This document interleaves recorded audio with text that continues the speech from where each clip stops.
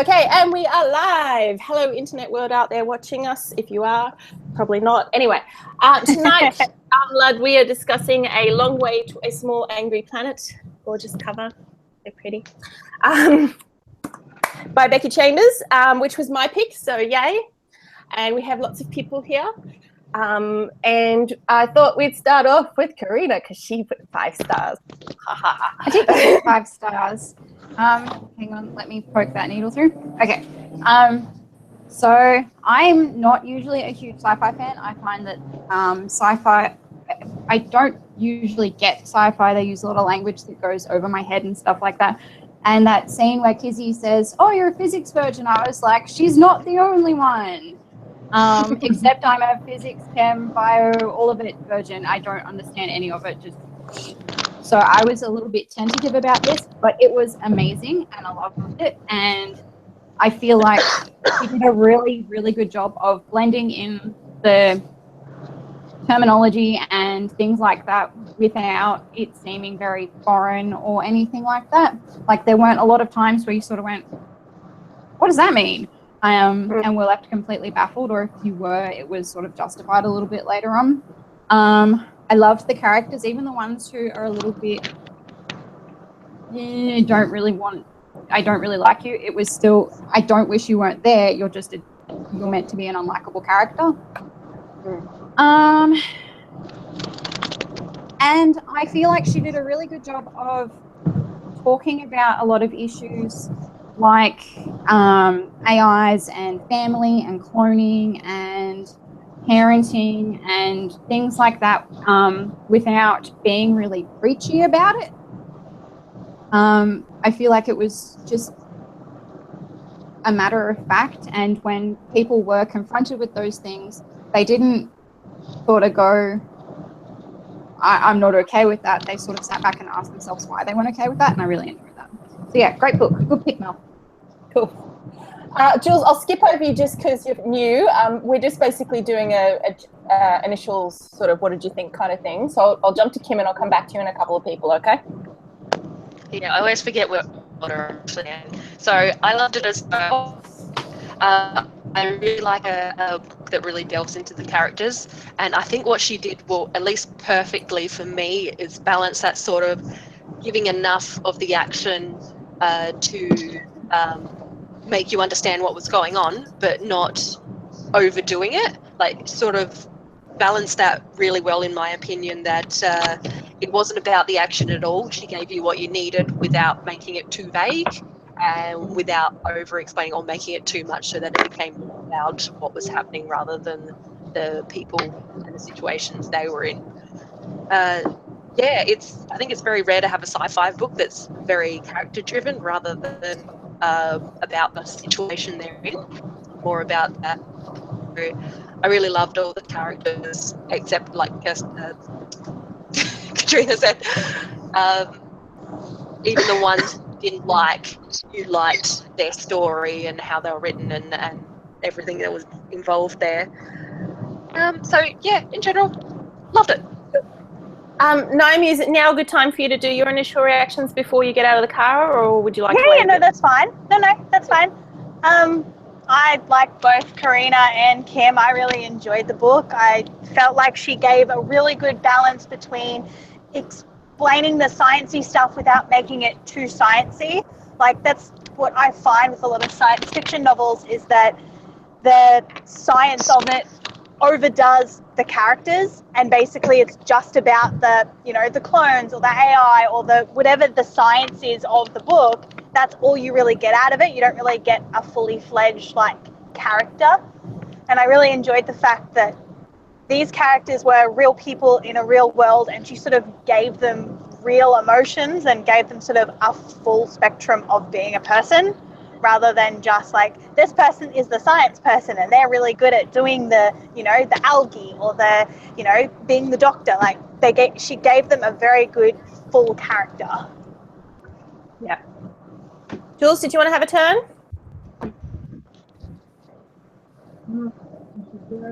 Have we lost her? I don't know. All right, Kirsten, do you want to go? Yeah, hang on. Oh, actually, let's jump to Sarah so you can talk to Jules. Sarah? I was just staring there. Yeah, I did actually really enjoy this. I have a few problems with it, mostly from how it was set scene to begin with. We thought this amazing character, it wasn't.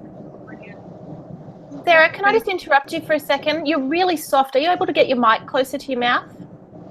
No, because it's on the phone and I have to touch the phone. Sorry. Yeah. Sorry. Is that all right at all? It's just my hearing. It probably everybody else is fine. It's just me. No, I'm you're pretty struggling quiet. to. Sorry, I didn't hear what Kim said. She turned into a robot. Oh, you were a bit quiet. And Naomi's got background noise, so I've just muted Naomi for a second. Sorry, Naomi. Yeah, let's see if that helps. Is that better without the background noise, without the card? Yeah, a little better. Yeah. Okay. Yeah, look, I really enjoyed it. I do have some niggles with it, which we might get into later. But I really enjoyed the different worldviews and how they were represented, and the sort of the mini stories. It kind of felt a lot like sort of more short stories kind of strung together along the way, and that's kind of what I felt was missing, was the overarching piece. Didn't feel like there was enough danger or contention. Things seem to get solved too quickly, which I would have liked to have left the characters with a bit more turmoil. The point where I felt there was more, the most turmoil happened when Lovely was basically, dying, and that really felt like finally she's put the characters in the poo, and I really felt that bit. I love to talk about. I want to talk about what kind of characters everyone saw, because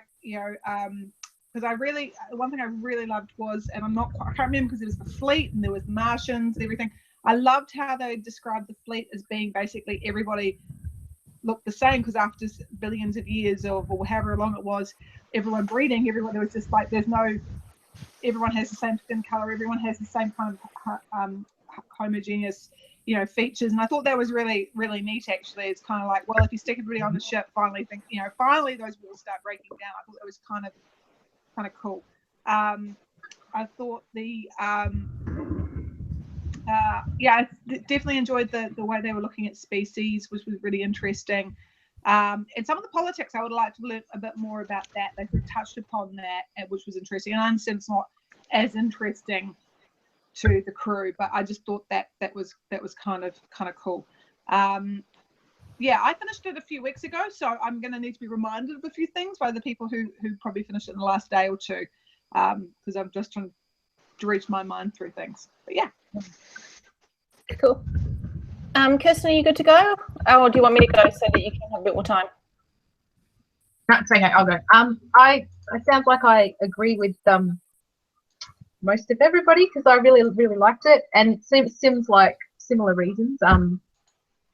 I do like science fiction, but I can find that it's sort of for a while and then be like, okay, I need to not read this for a while because it's just too heavy. Whereas this didn't read like that. Like it read so quickly. Like I was only half finished yesterday, and I was like, oh, I'm gonna hang out in time, and I read about half the book in a day, and that was with not even getting that much time to read. I did most of that at night after the kids had gone to bed. So it was a quick read for me, and I think that was because it was character driven, and I was just enjoying reading about the characters, and there wasn't that heavy science that made it really a slog to get through. I loved the characters. I loved their dynamics. It kind of gave me a sort of almost a Firefly-ish kind of vibe. Not exactly, but like just, yeah, it gave me that kind of vibe. And there was another book that we read that it sort of had a similar kind of thing with it was a trilogy of 3, and I can't remember what they were called now. But it was Queen, Porn. Oh yes, I remember the ones. Yeah. It kind of reminded me a bit of that too, with the Fortune's the Pawn. crew. Yes, that one. I had chess reference. yeah, I really enjoyed it. I could probably go into more detail later, but yeah. Okay. Julia, Jules, if you can hear us, if you want, there's a little chat feature on the side. It's on the top left-hand corner. If you want to type in your thoughts in there, we'll be able to read them so that you can communicate with us. If you want to just sit back and listen, though, that's perfectly okay as well. I know first time it can be a bit weird being in. So for me, this was obviously my pick, so I was all very, and then also very, I hope you all like it. But yeah, so I'm very, very happy everybody liked it. Pretty much ditto to everything everybody said. For me, this book had the X factor because I felt like it had the balance I was looking for. If anything, it left me wanting more, and I was very upset to find out that the second book is not actually based on the crew. It's based in the same universe, but it's not actually based on the ship. So it might reference people, but yeah, so I was a bit disappointed about that. But at the same time, I was also like, but she wrote a complete story, so it makes sense that she's not going to continue it. I know for Sarah, like you found that the short story, like you were describing it, Element, a bit of a difficult thing, but that's one of the things I sort of liked about it. I like that balance that she had where, and I think this is sort of what I think Kim was saying, how each character had, or it might have been Naomi, sorry, each character had their own personality, and they were fully fledged characters, and I think that came from the fact that each character had a story, so they weren't just this one dimensional thing that you see from the point of view of the character who's actually telling the story. They were all the story, and they each had their own little background or history or future thing that was going on, and I think that's what sold it to me. And I also like stories that are happy. So despite the fact that we lost Lovey, I felt that it was a story that didn't leave me feeling like absolutely depressed or anything. So I like that element of it a lot. Mm. Hey, sometimes it's just nice to read a happy story. Yeah. Anyway, all right. So at the back of the book, there is actually some discussion guide points, which I got very excited about until I read them and discovered that most of them are actually things like, how is this reflected in your own life? And I was like, that's not usually what kind of stuff we talk about. Anyway, like it's literally, question 4 is, we can spend much time with our colleagues at work, with our friends and with our friends and family outside of work. And I'm like, yeah, no, I don't want to discuss that. So I took copious notes so that we've hopefully got things to talk about, but I thought I'd throw it out and see if there was anything anybody wanted to raise to discuss first off. I'm just going to transfer over to my computer, so I'll be just a moment. Okay. Julia's just commented, guys, if you haven't seen it on the side.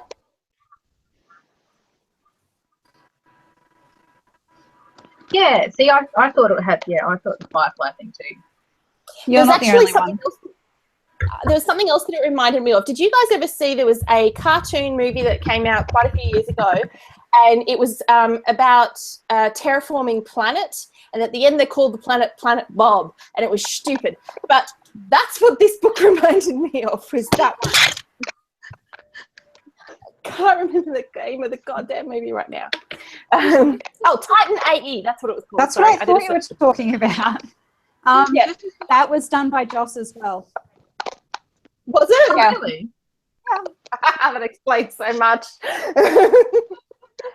But in particular, some of the aliens in that, that's the feel that I got for some of the alien descriptions and things. And I really would love to ask her actually if she was influenced by Titan AE.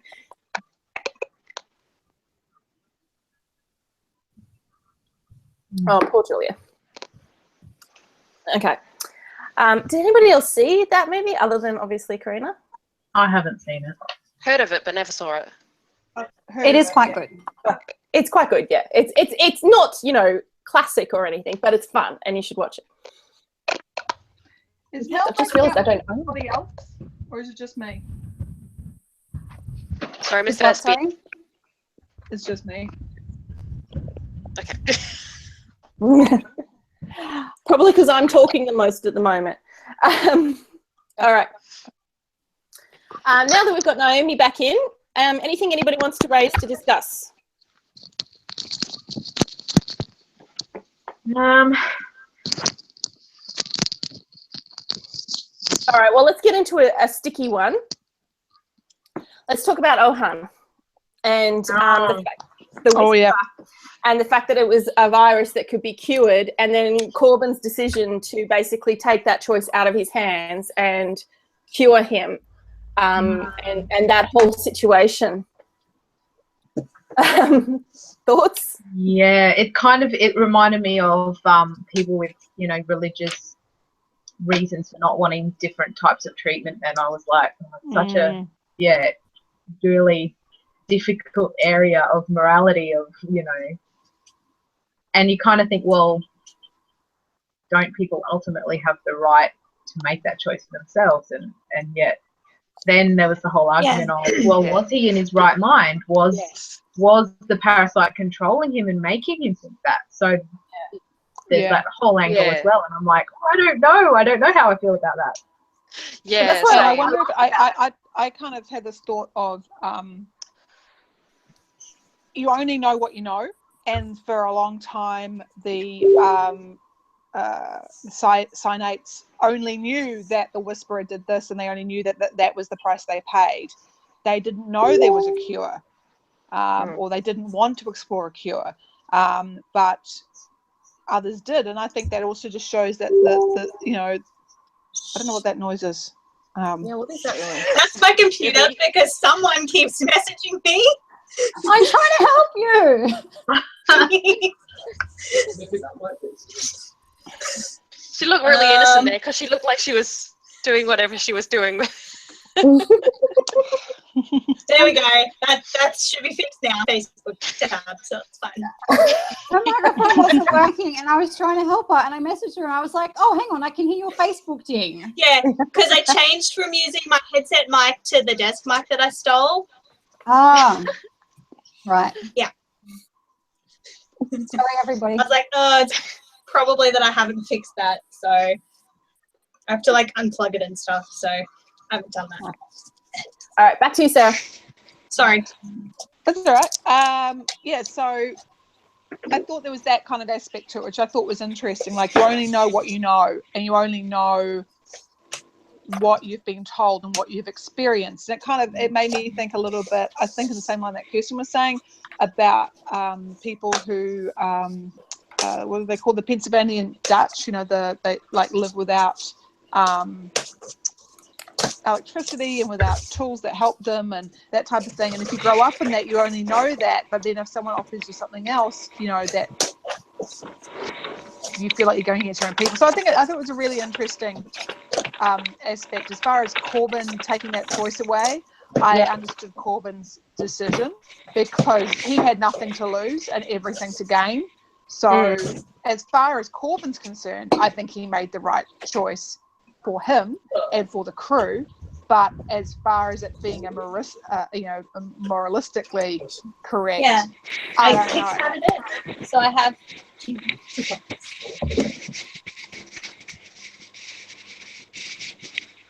I think we can start hearing Julia again. Yeah. Yay! Can you hear me? Yes,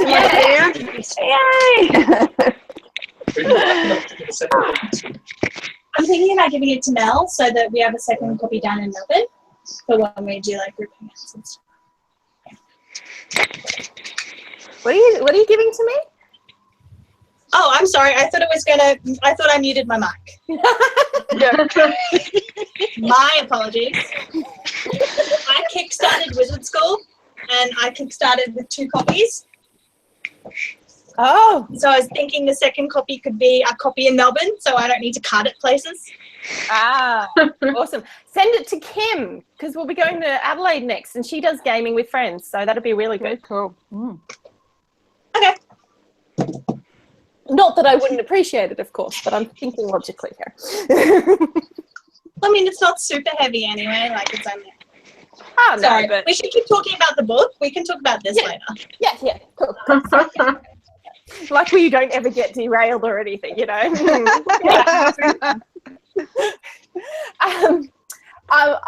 I sort of like the ambiguity behind the whole Corbin Ohan situation. Like, I liked the fact that you just didn't know what the right thing to do. And I understood Corbin's decision and why he did it. Given what happened to Lovey, I was okay with that. What I wasn't sure about, and I'd forgotten because it had been a while since I read the book, was whether or not Ohan was going to be okay with it in the end. And I was almost disappointed that there was no even real sort of questioning of it. Yeah, conflict at the very end. That was the one thing I was sort of a little bit like, I would have thought there was a little bit of pullback there. But then that ending in some respects sells you on the concept of that it is the Whisper that's controlling him. And the only thing I think also maybe on that, and maybe this is one of my issues, what was it? Niggles, because it's not a big thing, it's just a little niggle with the book, is that we didn't get to be in the heads of all the characters. And I don't know, I think there was maybe one bit with Ohan because he had the Whisperer, and that was the bit that I that's my kind of thing. Like, we started off with Rosemary being in the pod, we were with Ashby, we definitely felt what was the tech who was in love with Lovey called? Jinx, yeah, we definitely understood, we spent time with him. I didn't feel like we kind of saw Ohan's perspective from everybody else's point of view, so I would have that was one of my niggles, and that I feel like maybe at the end, because I agree with you, Mel, that could have been something, like it would have been nice to see a conflict within. Did they become him in the end? Yeah, they become. What was the decision? Yeah. I didn't even need conflict necessary about the fact that the Whisper was gone so much as conflict as in, I am now probably ostracized from my society because of No, that's what I meant. I meant the process. Sorry, maybe that's better. Instead of conflict, it's the processing. Like, that was the bit that kind of, like, because the processing must have been, like, what I think to process. And I would say this, he's probably still processing. Yeah. Well, he's basically had his religion taken away from him, and that's why I think, like, I'm completely praiseworthy of this book in terms of the fact that I'm quite happy with everything actually working out pretty happily for most things that happen in it. But this is the one thing that I'm like, this was a very ambiguous thing, and just happy seems like a really weird ending. Yeah, because it's okay to be great and it's okay to be ambiguous, because that's life. And that's one of the reasons I really liked that part of the storyline. Was there? I think a lot went on with it that she just didn't actually write about it, because she does. I'm sure. I think Ohan was in the for quite a while, and then it talks about Ohan spending a lot of time with Corbin, but she didn't actually write about it. So there was a story there, but she just didn't write about it. There was time for him to adjust, but she just didn't put anything in there about it, which is a bit of a shame. I have to give it that I thought it was a good spot to end the story. Like, yes, she could have gone on and that, but I was quite happy with how she sort of rounded it off at that point. And the next book sort of follows Lovelace, I should say, and Pepper. Yeah, the second one basically jumps off. Like, you've got a preview in the back of this book, and it jumps off basically with what's her name? The other tech that Jinx gets the body kit. Pepper. It's just Pepper with Lovelace in her ship going from the Wayfarer. So it starts in her ship. They've just left the Wayfarer. Yeah. So my thing is that, like, if I would love to read a second book that's based on this crew, but I thought the author wrote so well that I'm like, I will read whatever you write, and I haven't felt that for quite a long time. Yeah, I'm very much the same. Like, I would love another story about this particular crew because I feel like it would be interesting, but I do feel like the story did come to a good closure as well. Like, I would read something else by her and still be happy. Yeah. Yeah, I jumped on the Wodonga Library website and reserved it like the first thing this morning. See, I've been holding off because I'm waiting for the matching copy to come out, and I'm like, I will buy you and I will read you when you come out, but it's hard to right now. It's killing me. You know, that's not originally the cover that she worked with the illustrator on. No, there's another one. There's one she specifically worked on. This was kickstarted, wasn't it? Yeah. Not this version, but it was the Kickstarter originally, and then now this one's been picked up by the publisher. I really love the cover, the same cover you've got, Mel. I thought it was a really beautiful cover, but I did love that ship. I think it's of the ship, actually, the cover that got designed, which I thought was really neat as well. But perhaps it's that maybe this is where publishers kind of go, like, there's nothing like imagination, rather than showing someone, let someone imagine it. Because I thought it was really cool imagining the ship. I must admit, my personal taste in covers tends to move towards the more abstracty, let your own imagination take over style. Like, that's why I really like the Wool series ones as well. Like, they're beautiful, but they don't suggest anything really. Yeah. So yeah, I'm very much in favour of those kind of covers. All right. So shall we, since we've already talking about Lovey a bit, shall we talk about Jenks and Lovey and the whole situation of the idea of giving Lovey a body and whether that's okay or not? And oh yeah, because I have opinions about this. Well, not opinions, thoughts. And well, it isn't AI, so I was expecting them. Yes, because and if Matt had managed to finish this book, he would have all kinds of thoughts and feelings on this too. I know. I was so looking forward to you guys talking about Lovey. Yeah, because we were like, oh. I have thoughts and feelings. Don't do it. They're going to kill us. That's how we die. So my major thought and feeling, as I'm very interested in AI, is I felt, and I'm not quite sure about this, but especially because we've read some really good ones, like we read the Ancillary Justice, a couple of those ones, which I thought were excellent, and I had no issues understanding how that worked. We watched Her, we've done all kinds, we did Ex Machina, like we've done like all kinds of things. When it's an AI, like a system AI, this idea that the body is the holy grail, I actually don't understand. I think especially having read Ancillary Justice, where you've got many bodies to be your tools, but that's the only bit that I kind of didn't quite get, was this conversation of, and Her was the same, as like, I want to put everything into a body. Well, that's an incredible risk, right? Like, it was already an incredible, like, it ended up in a very risky situation that had all these fail safes that unfortunately shut down within the ship. But I'm like, being in one book, this is not like, we have not worked things out. If we could kind of be in here and have backup things and move, I don't know. My thing was, and especially because I'm really interested in AI and in what AI will think about bodies and that type of thing. I was just kind of like going,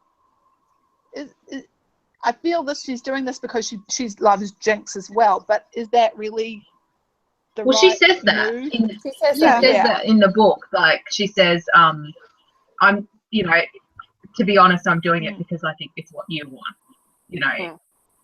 And she she's like, came up with if you changed your mind and decided you don't care either way, well, I'm happy to be this way. Like, she was willing to do that for him because she thought that's what he needed and wanted. But I'm not sure that she really wanted it for herself. No, I don't. He hadn't been in the equation. Yeah. Well, she basically says that if you hadn't been in the equation, it's essentially what she's saying. If he wasn't in the equation, she would never have even entertained the idea. My thought on it. Sorry.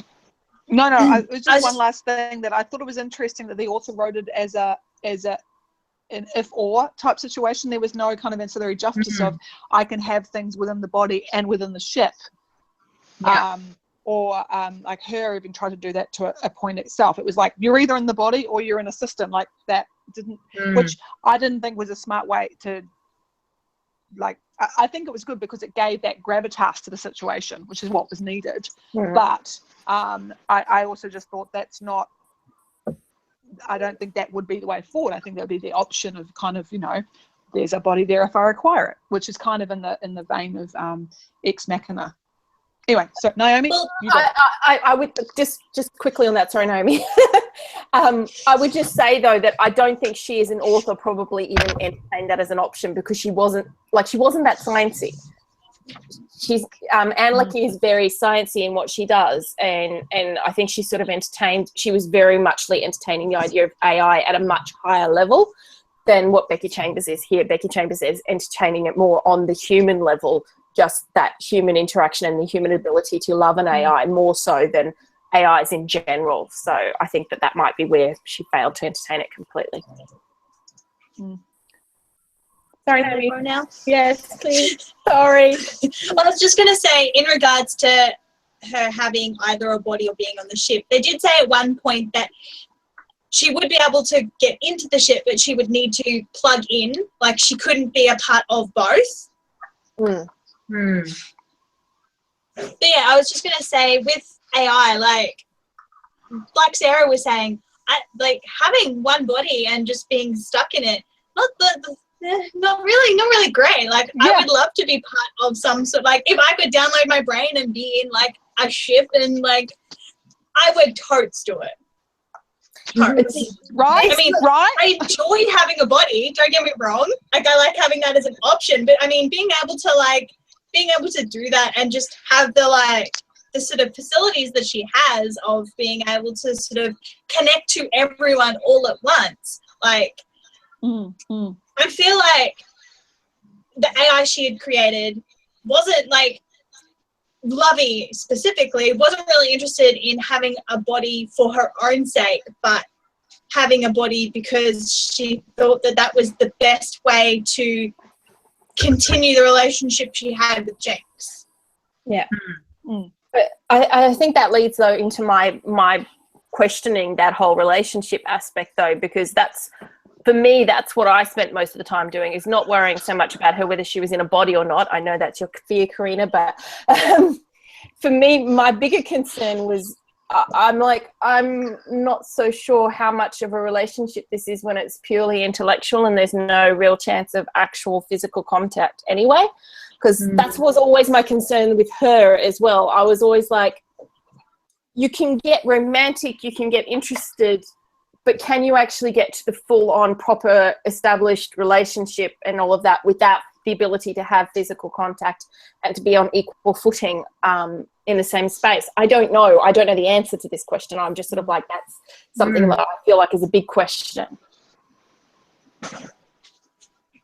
Well, not for Jinx, but for Lovey, possibly, because she's an AI, so things are different. I always think about Her, the movie Her. I think a few of us watched that and discussed it. And the fact was that how she was like in love with 50 people and was also having relationships with other AI, which is actually where her heart ended up being. So I think that it's a really interesting question you're prophesizing. I can't say it out loud.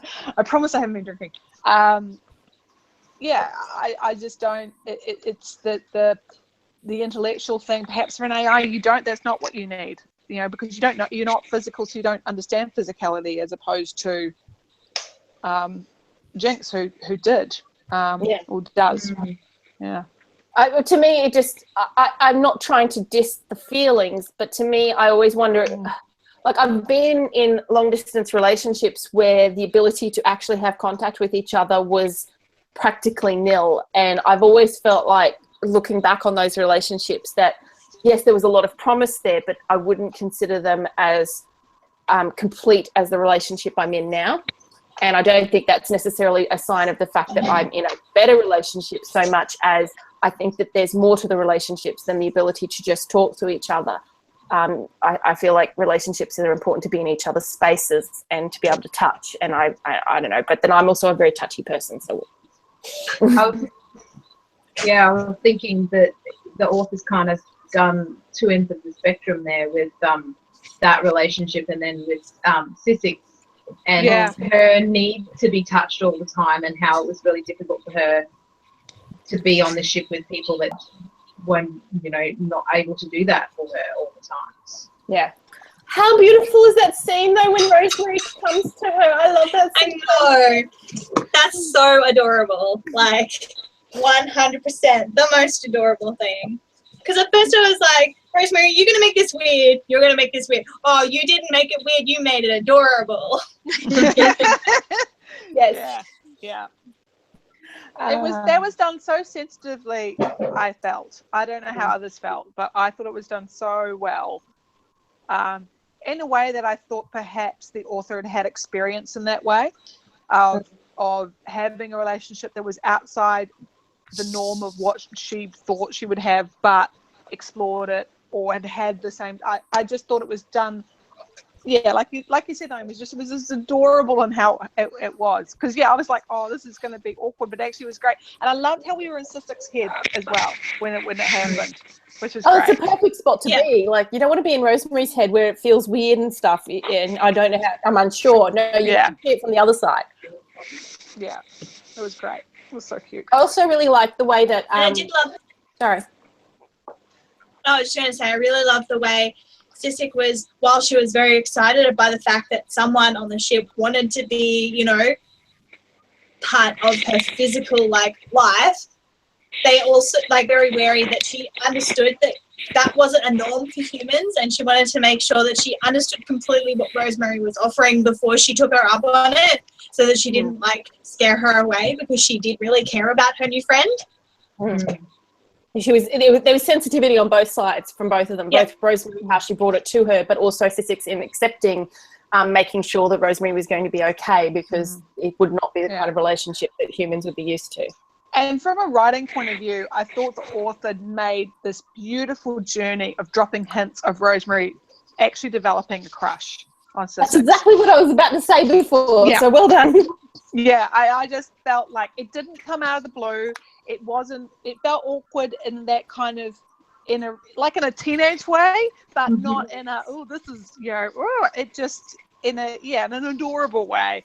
And you were kind of like, Sissik, it's okay. She's totally been crushing on you this whole time. She thinks you kick ass. So, it's But all I also good. think that reasoning, like that fact that she was sort of crushing on her for this time was also a very good reason for Sissik to be concerned, because she would not be able to be in a traditional relationship with Rosemary the way Rosemary might normally expect. But Rosemary came in it with her eyes open and understanding that, and so that was fine. But it was a good reason for Sissik to be concerned. Yeah. But they're just so cute. Sorry. I know, right? I really loved everyone's reaction to, when Rosemary admitted the truth about who she was, and everyone's sort of like, all right. Like, that is kind of like what I imagine our reaction would be, is like, I'm actually the daughter of a guy who's a really bad criminal. Did you do any of it? No. All right. Yeah. Okay, as long as you're not a criminal, we're cool. Yeah. Yeah. And they were more concerned with the fact that she wouldn't get caught for having changed her identity than they were about where she was from and that. Yeah, like they say that, it's like Ashby was really annoyed, but not for the lying reason. Well, sort of for the lying reason, but only because that she could possibly get caught, not because he cared of who she actually was. Yeah. Oh, so guys, Jasmine just posted, G's looking at possibly doing a hangout in a few days after they've finished the book. So if Matt gets the book finished, Kirsten, he might be able to go to that one. He might, well, it depends on when it is, because it'll probably take a while. Yeah, true. His reading time depends on whether he gets a seat on the train. Oh, yeah. If the train's packed and he has to stand up, then he doesn't really read. And lately they've been really bad. It's hard to read when you're standing on the train in crowded space. Yeah. Okay. You have to get it on audiobook. Yeah. Yeah. I've been listening to some recently, some audiobooks, which I haven't done in a while, but I started doing it again. Yeah. My problem is I stopped listening to one because I wasn't enjoying it as much, but I wouldn't let myself go and start a new one until I finished it. I was really in this weird stagnant spot. Anyway, off topic. Melanie, stop it. What did we all think of Pay, however you'd like to pronounce it? Pay. Like, I would say Kay in my head, but I thought he said Kay, and I'm like, who's that? Yeah, so did I. Ashby's lover, yeah? Yeah. yes. Oh, right, cool. Right, okay. I was trying to remember, which alien was this? Which one? I really liked that she had created a new way of our species communicating that wasn't like telepathic, or it wasn't like a new language. It was through the colors in their cheeks kind of thing. Like that was enough of a language for people to communicate with. And it was just really, really interesting. I really enjoyed it. I just love, actually, just speaking about the aliens in general, I love the fact that none of the aliens were human-like. Well, they were humanoid. Pai's like but not alien race was humanoid, but they weren't female humanoid where they like look like a female woman and they just happen to have like tentacles in their hair or horns or something. Like I didn't feel like they were humanoid the way that in Star Trek everything looks human with just like a mask on or something. I didn't feel like it was that kind of human at all, and I didn't feel like that any of the species had that sort of feel to them where they were just human with with just tentacles. Everything felt different to me, and that's what I really, really liked about it. But yeah, sorry. I thought it was hilarious though that like everybody was like the Orleans, I can't remember how to say it anyway. Her species, Pai's species, everybody agrees they're gorgeous, but then when they get to the except the Hamajim. Yeah. But they don't count. True. And then they get to the planet and the new species, the Turemi car were like, oh, they're so ugly, and I was like, oh, I don't like you.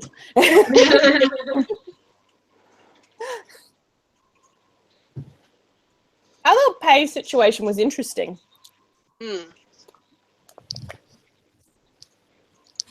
Like, how weird is it that a race is so open to including in their society all of these other races, all of these other species, I should say, and yet at the same time are completely against them coupling with them? Yeah. And not just coupling to have children, but any sort of coupling is extremely frowned upon. Like I don't really understand it, but I could see from a writing standpoint why a race would be like against them coupling with like someone outside of it. I could see from a writing standpoint how that would be interesting, but like entirely like you will basically be shunned and lose your job sort of terribleness, even if you couple with them to like not have a family. It just seems odd. Yeah. Especially, she's in the sort of business where she could lose her life. Like, she's doing jobs for her government where she is constantly in danger. She's not a homemaker. No. It's just interesting. Yeah. It also seems like it's a cultural thing, cultural thing that the individual doesn't necessarily see that because that her friends on the ship know. But the two of everybody else know. Yeah. But she had to be careful about which of the crew that she did tell, and he had to be careful as well. Ashby had to be careful about who he was, who knew about Pai as well. Like, he wasn't, always well, I felt open like about the it. whole crew for Ashby knew about Ashby. Yeah. Maybe I'm wrong on that. Well, but I feel like everyone Corbin didn't know. Corbin knew? No, Corbin didn't know. Corbin knew. Oh, I thought Corbin did know. Oh, maybe she just didn't mention it.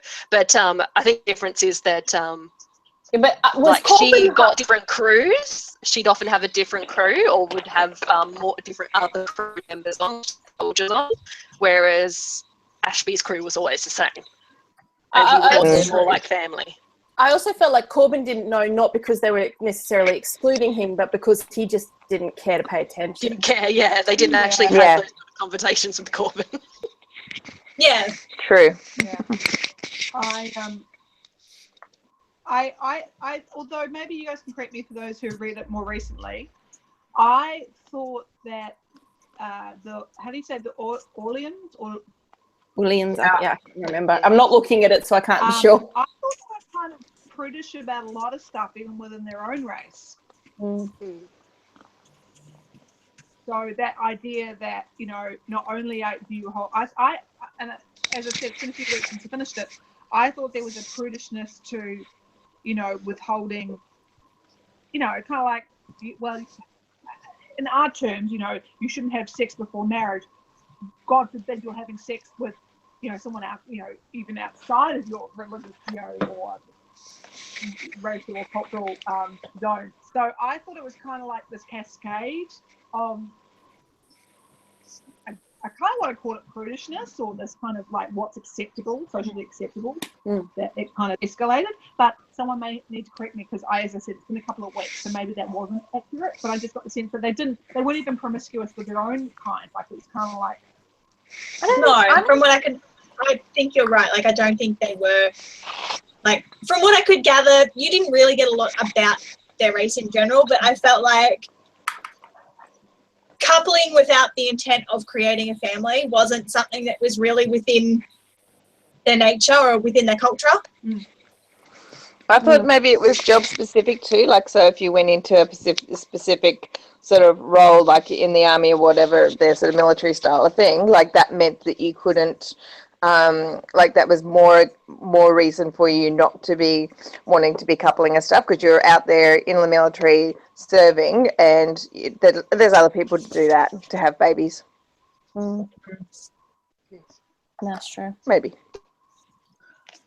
Could be. It felt to me like the author was kind of trying to. Imagine that whenever they're talking about the Hamagians, once they said that they had no bones and stuff, I kept imagining the blobfish.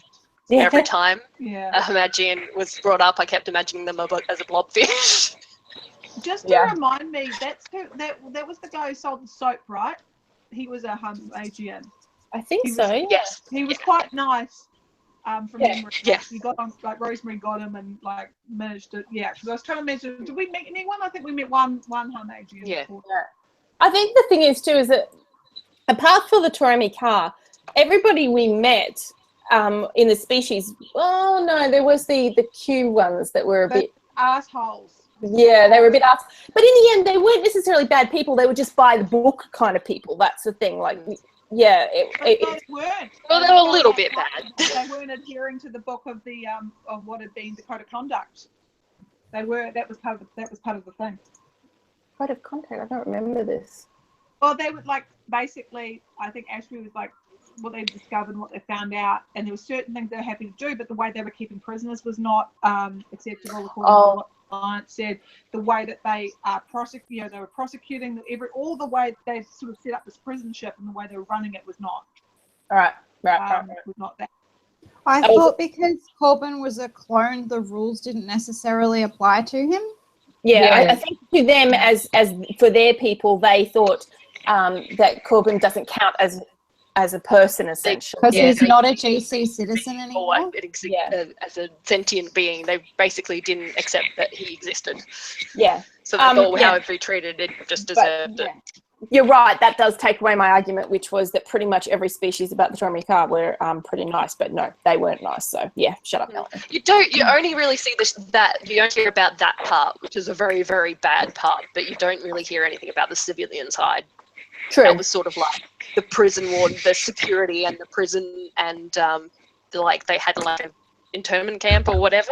Like, they're just saying you mined until you died, basically, when you were a prisoner. So that side didn't look very good, but the rest of their race may have some kind of redeeming qualities, but they sounded pretty bloody ugly.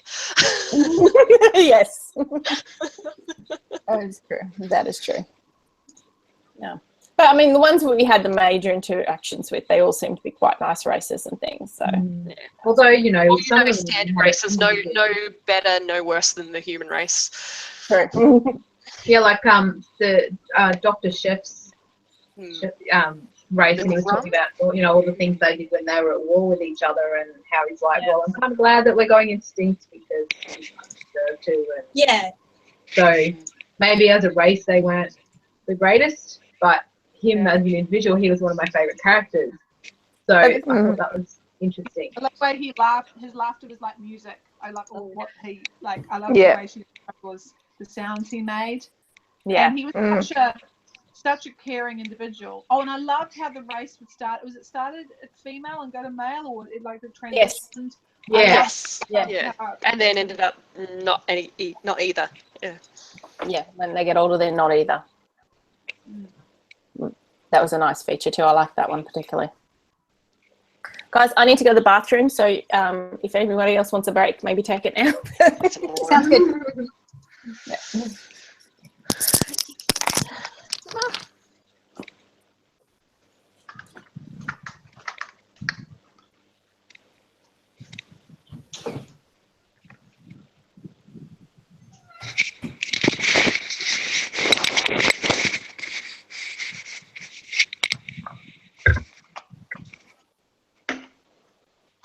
Quiet. What'd you say, Kirsten? I said it's all quiet now. Yeah. Some people plan to go ahead of time. You gonna cry all night because you're hungry? You're a fatso. You're diagnosed fatty. So Claire went down well tonight, Kirsten? No, she never does. She never, ever does on a hangout night. Last night, better, put her in the bed. She doesn't stir. She goes to sleep straight away. Tonight, because I had to go somewhere or do something, I'm in there patting and patting and patting. And every time I took my hand away, she'd like sat right up in bed. Ooh, patting my back. God damn it. Go to sleep. Yep. Been there, done that. Yeah. Every time that the hangout is on, she's like that. You know, and so many other nights she just zonks out. Although she had a huge nap today. She slept like 3 hours. So it's probably my own fault I sleep that long. Cool.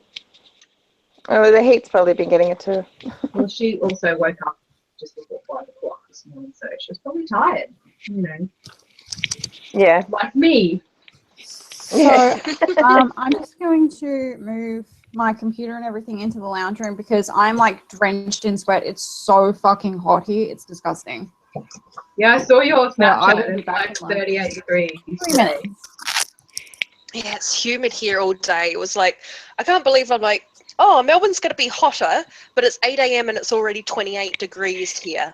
And then it rained on my way home. I like got caught in the rain a couple of times. I just stopped and stood under shelter till it stopped because I didn't even think about bringing my umbrella this morning in 28 degrees.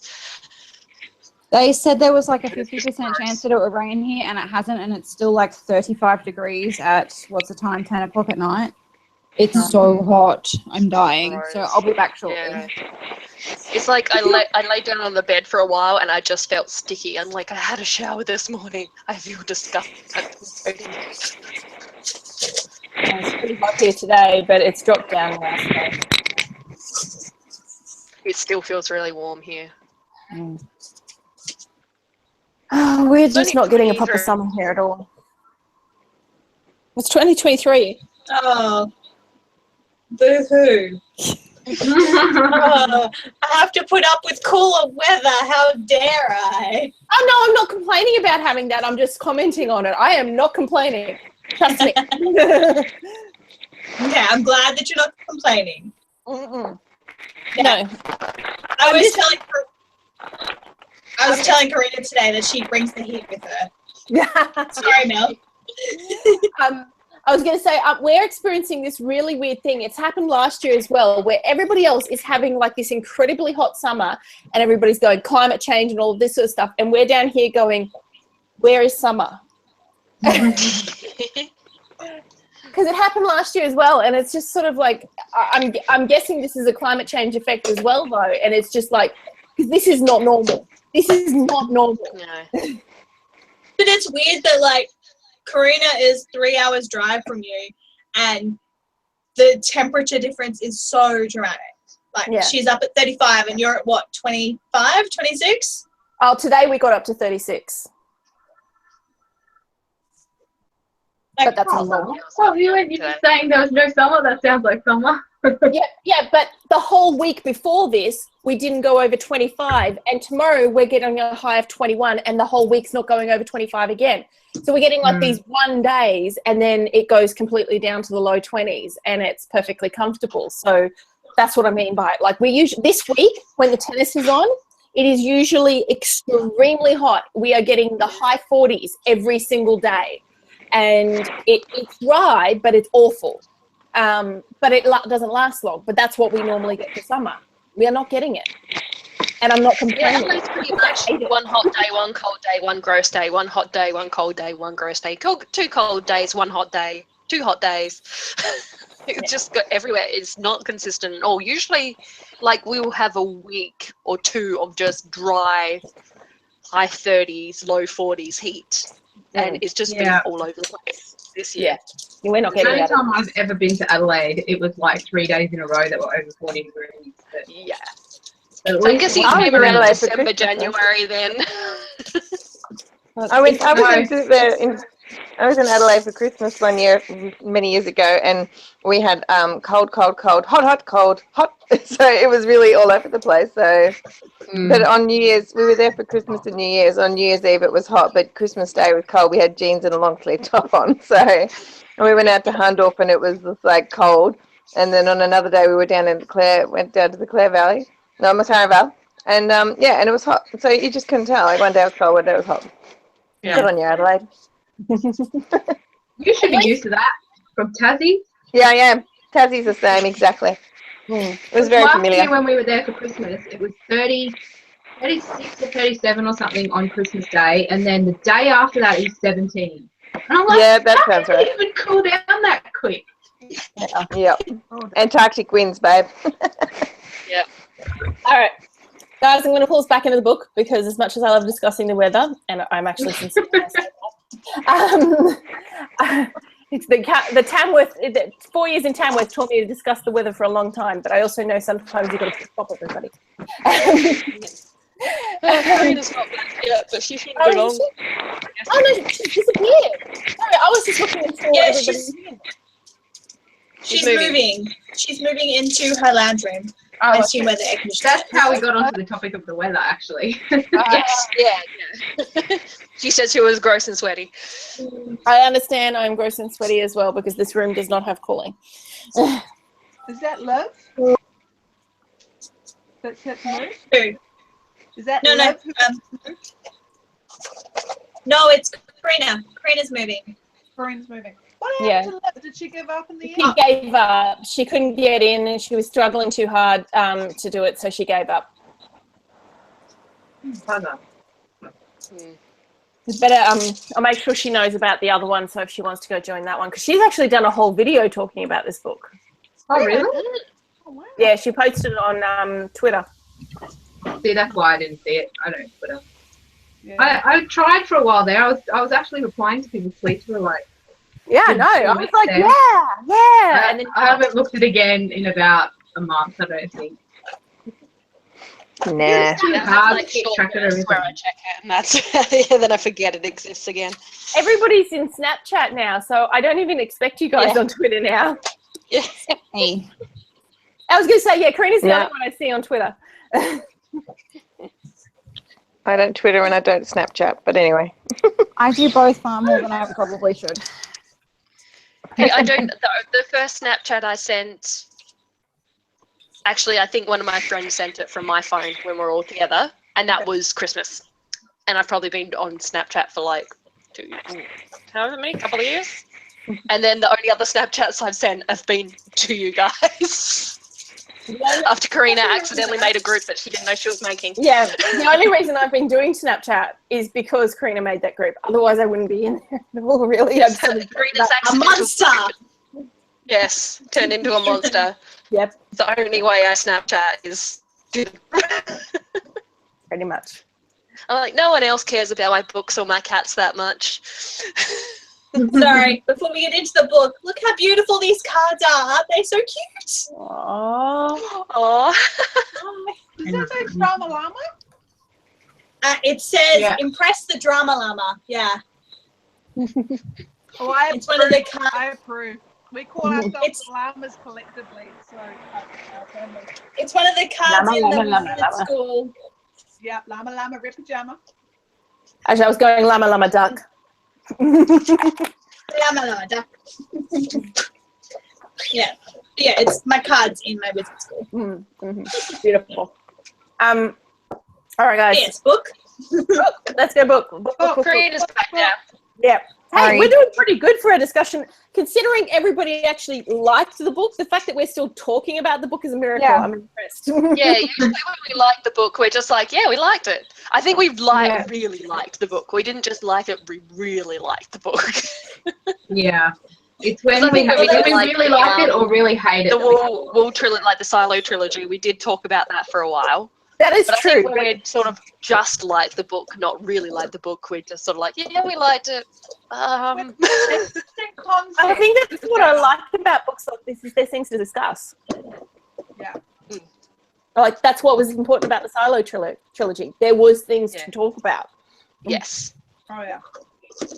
Okay.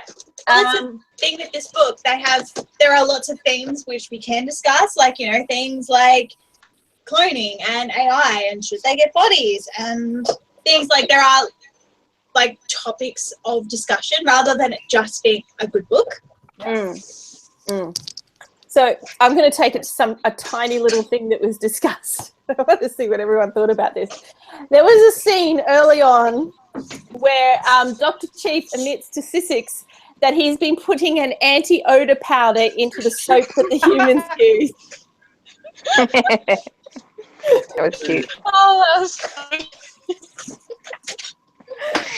You got to do what you got to do. Exactly right. I was like, Dr. Chef, you do what you got to do. Yeah. I mean, it's not like he's giving them anything that they're ingesting. Like, it's just in their soap. I think I'd be a little bit more squicked about it if he was like putting something in their food to make them smell better. Yeah. But it's just their soap. They're just washing with it. They can't tell the difference. Like, it's not harming them. My only thing about it was that I kind of thought, actually, I'm pretty sure these humans are pretty considerate towards you. And if you just told them that they need this soap with the anti-odor so that other people don't smell them as so much, they'd probably be right on top of that because they're soaping in the first place because they want to get rid of the smell. Yeah. I mean, That's what I thought. I would be like, tell me. If I think that bad, just tell me and I'll use your fancy whatever stuff it is. Yeah. Man, how much But I mean, I think it's with rosemary, you know, because it get all kind of fresh in there. So, man, that'd be hell. She's desperate for you know, touching. And she's kind of going, I can put up with the smell.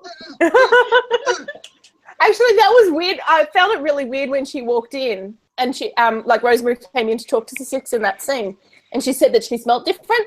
I was expecting that to go towards like a perfume or something along those lines because, you know, that seems like a logical thing that Rosemary would have done in preparation for wooing. But no, it was hormones. And I was like, huh, okay. But that was really cute too. Like, it showed that, you know, she wasn't just doing it because she wanted her to feel better. Like, she actually felt something too. Like, it was cute. I liked it. That was good. But I'd be a bit disconcerted by someone actually being able to smell my hormones. Well, I mean, I assume that humans don't realize that their sense of smell is that good. Yeah, we do, Like, we do actually smell hormones. We do react to them. We just don't sense them as like, oh, that's what that smelled like. It has been scientifically proven that we do react to hormones in the air. Oh, I know. A lot of time covering them up with other things. I think I would be, it's not so much that she smelt it as that she figured out what it was that she was smelling. Right. That was the key thing because, like, yeah, I smell someone who I'm attracted to and I'm like, you smell good, sort of thing. I'm okay with that. Being like, I can smell that you're interested in me. That takes away some elements of control over the situation, which obviously Sissy is not bothered by because that's how she interacts in general. Like, they're very open about those sorts of feelings. But as a human, I would feel that very interesting. And that actually kind of brings me to the discussion of the human's feeling of shame was a very big thing throughout the whole thing, especially from Sissix's side of the story. But Dr. Chief as well sort of discussed that with her, that humans were really, really obsessed with their level of shame. And that was an interesting discussion and theme, I thought. I think part of it is that it would have looked more exacerbated to those characters because they don't have a problem with nudity. Like it was, they probably weren't, like it was probably a normal level of human sort of modesty or shame, but it looked more exacerbated to people who don't have that sort of, you know, to a species, like to a race or species that doesn't have, you know, problems with, you know, genital touching or, you know, nudity or whatever. Like it probably seems to them like they're very, very like obsessed with it when they may have only been sort of at a like what we would call a normal level. Like Oh, I assume so.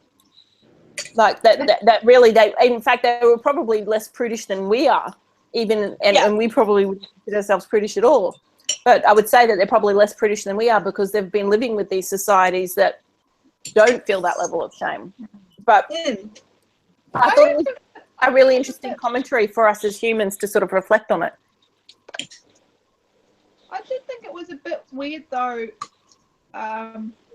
Maybe for the genitalia I can kind of get it, but at the same time I felt like they were saying I'm putting on clothes to make us feel comfortable, and I kind of like a reflection, like I kind of think, well, we spend our lives in company of other animals, and yes, they're not sentient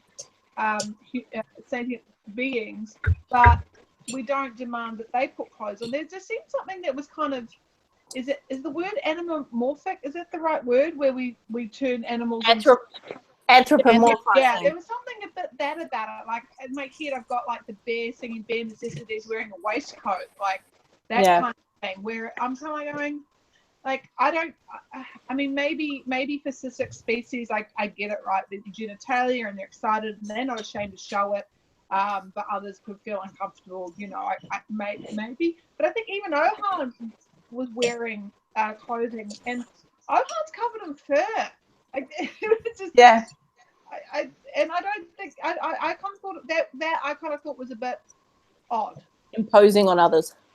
Yeah. Like I don't think, I was kind of like, you know, you do you. If you don't for everybody else to feel comfortable. Because it also struck me as a crew that wouldn't care. But then the question is, are they wearing the clothing because the humans want them to, or because they think that it's going to make the humans feel more comfortable? Like, do you know what I mean? Like, has a human ever said, oh, why don't you wear clothes? You should put some clothes on. Or have they just gone, oh, humans wear clothes, maybe we should too. We don't want to offend them. I think you're right about the second thing, Kirsten, but the thing that got me was, this is the crew of humans that they're with. Ashby, Jinx, who's the kicker? Kizzy. Kizzy. I just kind of think, they don't care. You must know them well enough. The only one who possibly could care is Corbin, and they're all about pissing him off. So, but is it ever addressed whether that's like an Andrix thing or an all alien species thing, not wearing clothes? I don't think it's spelt out for any of the others. See, so maybe it's not just the Andrix doing it for the humans so much as the Andrix doing it for all of the other species. And I felt that at least with Ohan, obviously he, they always talked about the patterns in his fur, so I figured he wasn't that clothed. No. He was clothed. Yeah, I don't think I even thought about him being clothed. No, He just seemed very hairy. picture him as being clothed. but I thought they said he wore something, but maybe he didn't. Maybe I'm wrong. It could have. No, I think they were talking about him wearing pants at one point. Yeah. I was thinking maybe he was wearing pants, and I just forgotten it. I glossed over that. Yeah, no, I think at the first jump, when we were sort of in Rosemary's mind, she was talking about the pants he was wearing, I think. Yeah, I thought that too. I thought that too, Naomi. Yeah. And I thought, did Dr. Chef have have on some very rudimentary clothes? Yes, he did. Yeah, and again, I don't know. For me, the whole clothing thing, though, comes down to genitalia. Right. If their genitalia is not very obvious, I'd be probably perfectly okay with them not wearing clothing. But if they've got, out their genitalia, I think I probably wouldn't deal so well. And it's also the thing that they probably want to protect, like Dr. Chef in the kitchen. I imagine if he had exposed anything soft, fleshy that's exposed like humans do, you'd want to cover it in certain situations. Like Kizzy and Jinx obviously wear overalls to protect their skin and everything like that. But yeah, in some cases you're like, well, maybe you just want to cover that bit just in case because you're doing this or that. But yeah, it doesn't make much sense for Andress to wear clothes, I don't think. Especially because they get so hot, like that everything's like, they want to be warm. Or maybe that's the reason.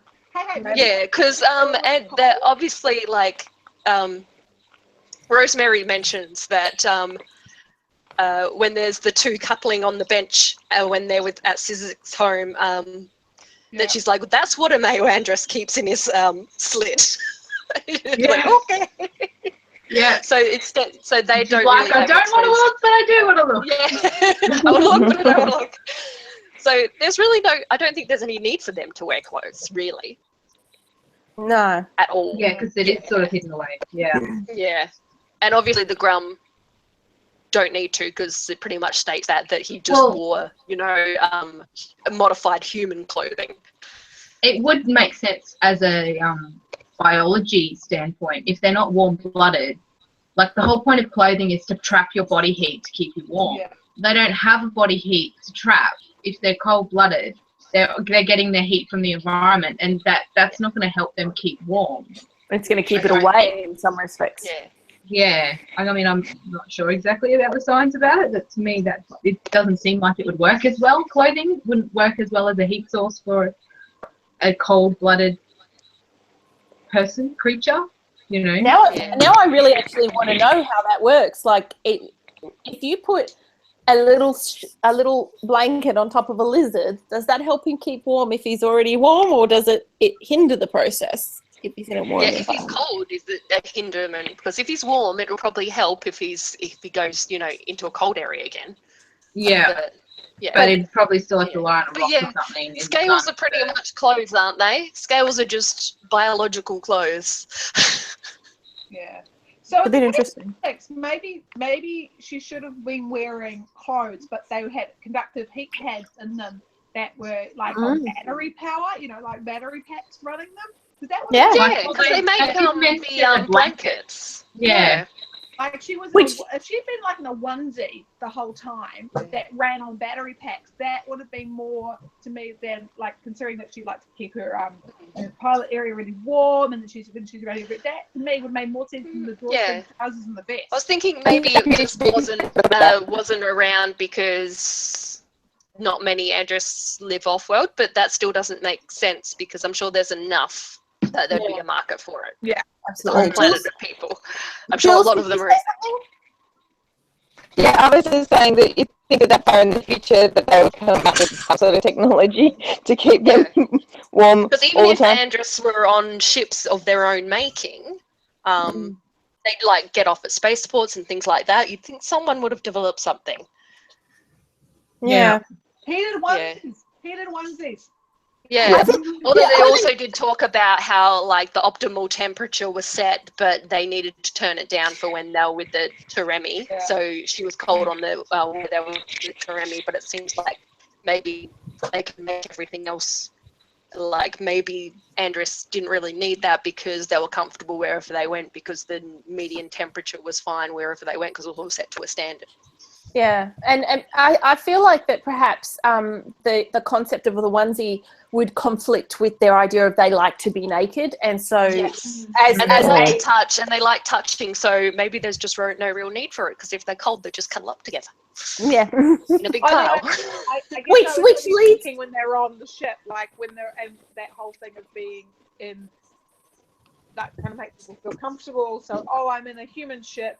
And so in my space, I'll run it nice and warm, but I have to deal with being in the kitchen where everybody else likes it 2 degrees colder than I do. Look, I'm a cold person, and I take cardigans with me to the movie theater. I'm like that too. Yeah. Me too. They get so cold in there.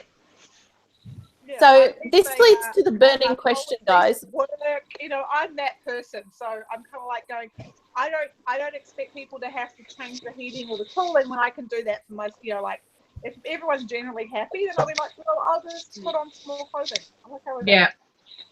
Yeah, I just think it conflicts with her idea of, well, there's the possibility that it doesn't warm her up, first of all, but second of all, I think it conflicts with the idea of she likes to be naked, so. I think she is just the sort of person that really, really thinks a lot about other people and how things are affecting other people. And I wonder whether whether all androsks would be so willing to wear clothes, or whether she's just super sensitive, like she's real, because she does really seem to really, really think about, making up everybody else comfortable. So maybe it's something she just chose to do to make everyone else comfortable, and it's not really a common thing for androsks to do, even if they are on other ships, Yeah. So this, Well, I mean, she did make the Wayfarer her feather family. Like, they are her family. She doesn't have an androsk family anymore. Like, she named, she changed her name so that the Wayfarer and the people on it were her family. Like, that's right.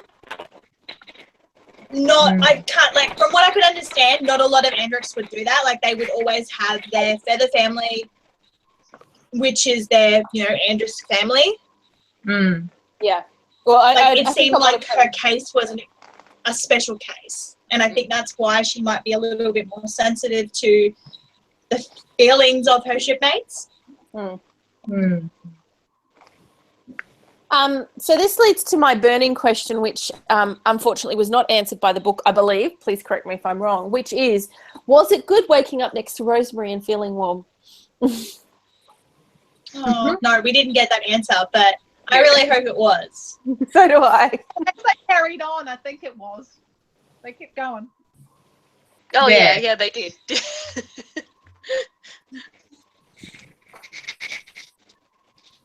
Because yes, Ashby's like, U-turn. They're like, are we that obvious? And he's kind of like, kind of. To him they were anyway, because he yeah, to him, yeah. So Sarah, Look, just one person doesn't mean you're obvious to everyone. Yeah, no, exactly. that's true. No, some people are just perceptive. True. Yes, Sarah, Corbin yes, probably has no Sarah. idea. Sarah, I wanted to throw to you, was there anything else you wanted to raise? Because I know that we might lose you at some point, so... You said you had a couple of things you wanted to talk about in particular, Sarah. Me? Yeah. I think I guess my niggle was that came problems, like when there would be an issue, they got solved a little fast for my liking. So like when Kizzy found the bombs, that was a really exciting bit, but then it seemed to get the danger didn't kind of get stepped up to the point that I thought would make it, and there was a few moments of that I kind of thought I just thought that we could have stayed in the pool, or we could have elevated the danger or the issue a little more. It was a little bit like and I know we talked about this before, it was a little bit like Rosemary being so stressed about being found out, and yet it actually didn't take long and she wasn't that stressed about it. So I kind of thought that a bit more back. So that was my niggle, right? Was it just, and the whole time I'm thinking, look, I'm thinking this is reading really quickly, but I don't feel like I don't know if the stakes are high enough. That was my niggle. Is that often when the stakes were raised, I don't know if they didn't continue to kind of raise them, and that was my only. And I think sometimes if they'd been raised a little bit more, we would have got a bit more insight. However, that's it. That was my. I don't know. That was just something I remember reading it. We were out on not Boxing Day, but the day after, and I remember actually just pausing and going. And it just feels like every time there's a problem, they solve it really quickly. And it was interesting what you were saying about the Star Trek thing, because that was actually one of the initial problems they had with the first season. Was that yes, it was like same thing, happy book, but they never raised the stakes. Gene Roddenberry didn't want to raise the stakes very much, but it resulted in really low ratings because people want a bit more, like they wanted more of a trough to get out of. So that's my only real criticism. I think there's a lot of great stuff in here, but it was like when they raised the stakes, I just felt that it could have kind of, like the way Rosemary was talking and then what actually had happened, I just thought it kind of got resolved really quick. Like I liked Ashley's reaction, but I thought there could have been a bit more stress around it, you know, a bit more. They're going to find out kind of stuff. Yeah. I think I enjoyed the lack of drama in this book. It was a nice change. But I get that it's, you do expect a bit more, but I kind of enjoyed the lack of it. You know, things weren't as big a deal. Like, they were stressed about things or worried about things, but they managed to resolve them in a more, you know, calm and logical way than, you know, things were much more logical and less dramatic. So it was a nice change not to actually, for me, it was a nice change for things not to be so dramatic. Did anyone else feel like it didn't, the passage of time wasn't very well illustrated? Yeah. Like I kind of felt like, oh, are we at that planet now? They were like, that did seem like a year. That seemed, that seemed a lot faster. I was a little, like, I know at the start it sort of had, like, what day it was and stuff, like the day something DC standard. But I'm like, I'm totally lost. I didn't really pay attention to that as well. No, I really tend to tune out, like if it's got a date or at the top of all of the news readings and all of that, like any of those sorts of things, my eyes just gloss past to start reading the rest of the story. So I had no idea how many weeks. Because it's only like, since it's only like at the very beginning of the chapter, if it was one where like the chapter title was on every page, like if they had that on the top of every page, I might have stuck in my head a bit more, but because it was only like at the top above like what chapter number it was, it sort of I just glossed over it. If it'd been like, you know, I didn't even notice it there. on one side of each page, it may have stuck a bit more because I may have seen it out of the corner of my eye every single second page. Because they weren't working. But I just didn't really follow the passage of time. Well, and that was confusing because I didn't know what that was. I didn't know. They said it's this like 10 years. Was that what? A 10 day. A 10 day was basically a week. Yeah, so like a week. Was 10, their average week was 10 days. Yeah, but I actually was 10 days, and the day wasn't it like it didn't. It was kind of confusing, and then there were. I didn't know how long the journey was going to take. Like you said, and then they talked about it. I sort of referred back to it. They said the 0.9 standard, which is a standard is a year, and the 0.9 standard. So in theory, in our equivalent, we would think of it like 9 months kind of thing, But it didn't feel like it took it took 9 months. Like the book didn't have that sort of passage of time feeling. No, but like, I think a lot of books are like that. Like Game of Thrones, when you read it, you read that series and you're like, I have no idea how long has gone by, but I can tell by the fact that they're saying such and such is this age now that a lot more time has gone by than it feels like. Yeah, I don't know. I think once I stopped for me, so it felt like a long time. I think once I stopped trying to think of them as like this is a chapter and started viewing them as this is a self-contained story, this is a self-contained story, like as individual like little snapshots of their journey, it stopped feeling quite so jarring. Yeah, I think I was expecting there to be more of this whole, we're going cabin fever, stir crazy kind of thing because we're stuck on this ship for so long. But it seems like they kind of only checked in with the characters when they were stopping somewhere. So you didn't get that whole we've been stuck together. The only time you really got it was when Sizzix was molting and she kind of was like getting the shits with everyone. Okay, I'm sick of you people. And that was the only time you kind of got this moment of, they've been in this confined space for too long together. But the rest of the time it kind of felt like they were just stopping off all the time. Well, even that scene actually happened pretty early on. Like it happened before they even had left. It was at the time when they went to the market. So, I couldn't remember exactly when that happened. But. Yeah, no, that happened because that was one of the things she was looking to get while she was at the market was the scrub she needed to help her out with the malting. And so that happened fairly early on. So I think even that reaction she had was actually more to do with the malting than it was to do with actually being stuck with them. Yeah. But they didn't really have a problem with everybody, did they? Like, they generally all got along pretty well, apart from Corbin, because he was a cranky pants. But, like, in general, like, I agree that the passage of time didn't feel like a very long time. And I think maybe that's because of how many other sci-fi things we've seen over time and read, and know that they spend lots more time out there than 9 months in a ship. So maybe it's relative.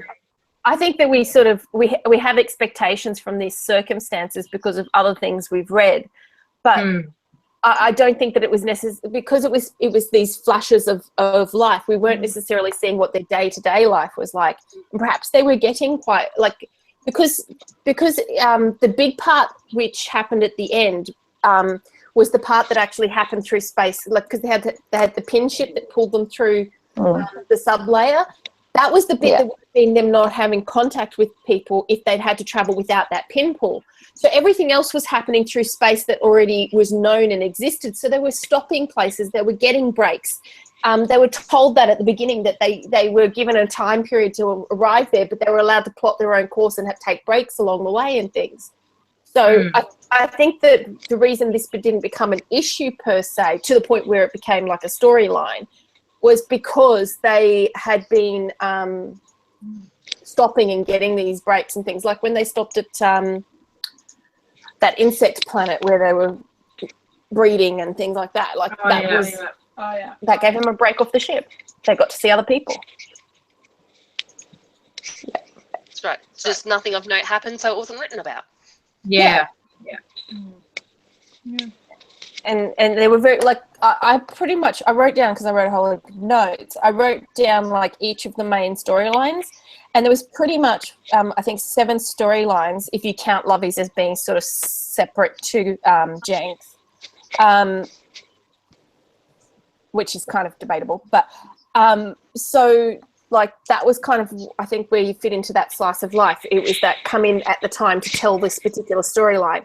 Rosemary's was one of the ones that was a bit more continued on. Ashby's was as well. But, like, Sussex and Kizzy and Ohan, most of them actually, it sort of happened in one particular moment, and then that was the storyline done, and it was just referred to. It wasn't actually telling it. It'd make a good TV show.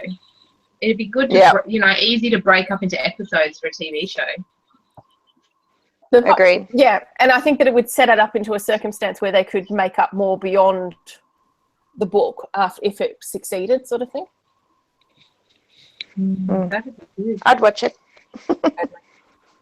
Because if nothing else, you're left with, at the end, what I felt like you were left with was a ship full of characters who you want to spend time with. Yeah. It's Firefly. It's Firefly. Yeah. And I was thinking, I was like, does every tech basically Kaylee? Like we read that. I feel like she was way more manic than Kaylee, though. Like, I did think Kaylee at the beginning, but the more I got to know her. Yeah. She was definitely not that, but it was like at the beginning, like it was like, it was, and because I also had read, what was it, the Fortunes porn? Yeah. Yeah. Yeah, and I was also thinking about Sussex versus the pilot. Like, they were actually completely different characters, but the pilot in Fortune's Porn, like, remember it was a bird? It was the feather? Yes. Like, with the feather. Bird, Like, yeah. oh my God, it's the same pilot, but it didn't turn out to be completely different. Did anyone watch Dirk Gently, except for me, on Netflix? Has anyone seen it? Yes. I haven't seen it all. I've only seen a few episodes. So Okay. Not Do you guys So do you know good. the character of Bart? Do you know Bart? Yes. Who I'm talking about? yes. That is who I had as kissing in my head. But less homicidal. Less homicidal. That manicness, right? And the hair was Yes. all, Yeah. I was like, all I can see is Bart. All I can see is Bart. I really like the fact that Kizzy didn't have to have a romance story. Yeah. Yeah. It's more about her friendship with Jenks and everybody, really. Yeah, absolutely. Like she, I would say she probably had the least personal growth because she was a complete and happy person in of herself from the beginning, and she just had this sort of questioning moment about the fear, which Pay helped her through with the bombs situation. That was almost like a post-traumatic stress thing, wasn't it? Yeah, that's right. And I felt like it was really nice that she sort of got that story, but that she was still this complete character, but we didn't have to have her match up with somebody or something along those lines. Like Jenks losing Lovey didn't end up being a romance story between them or anything at the end. It was just I was so worried that was where they were going with it at first, and I'm like, I'm going to do this. This is not good. Yeah. And when they didn't, when she was like, "Oh, you're my brother," I was like, "Oh, good. I really like the way that happened." Yeah. Well, that's kind of how I keep thinking that's kind of how I saw it, right? That they were family.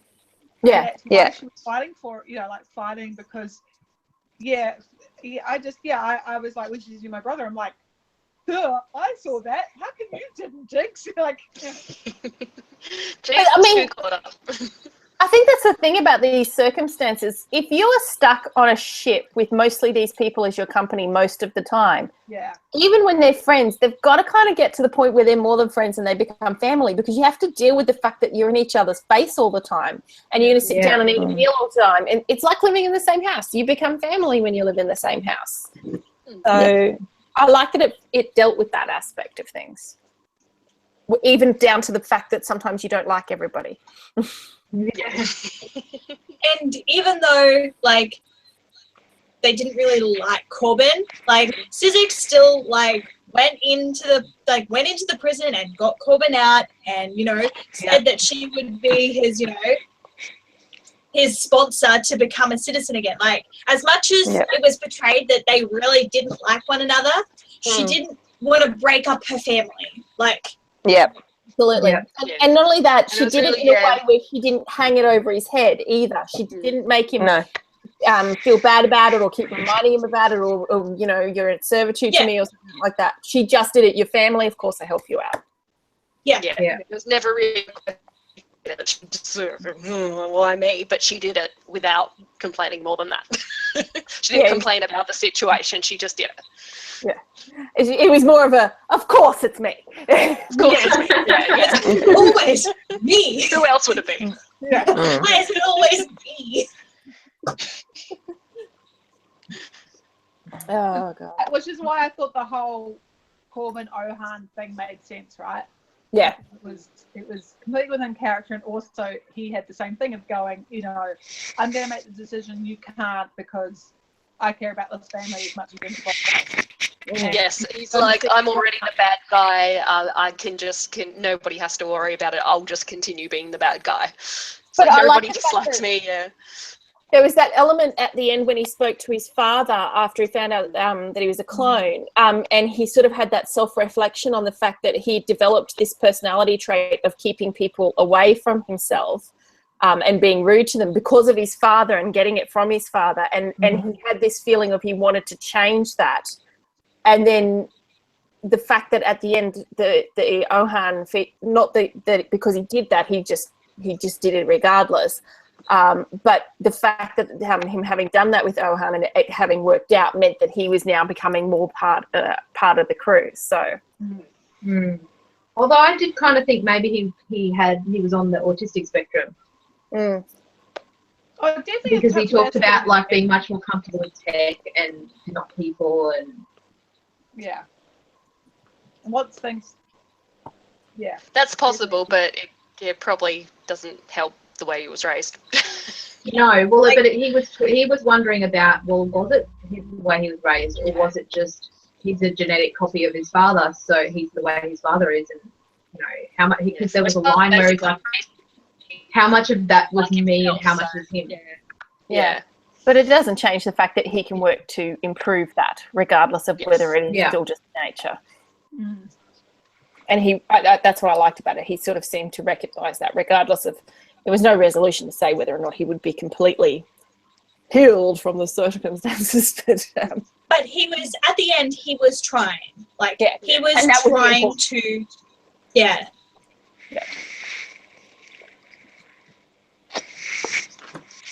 All right.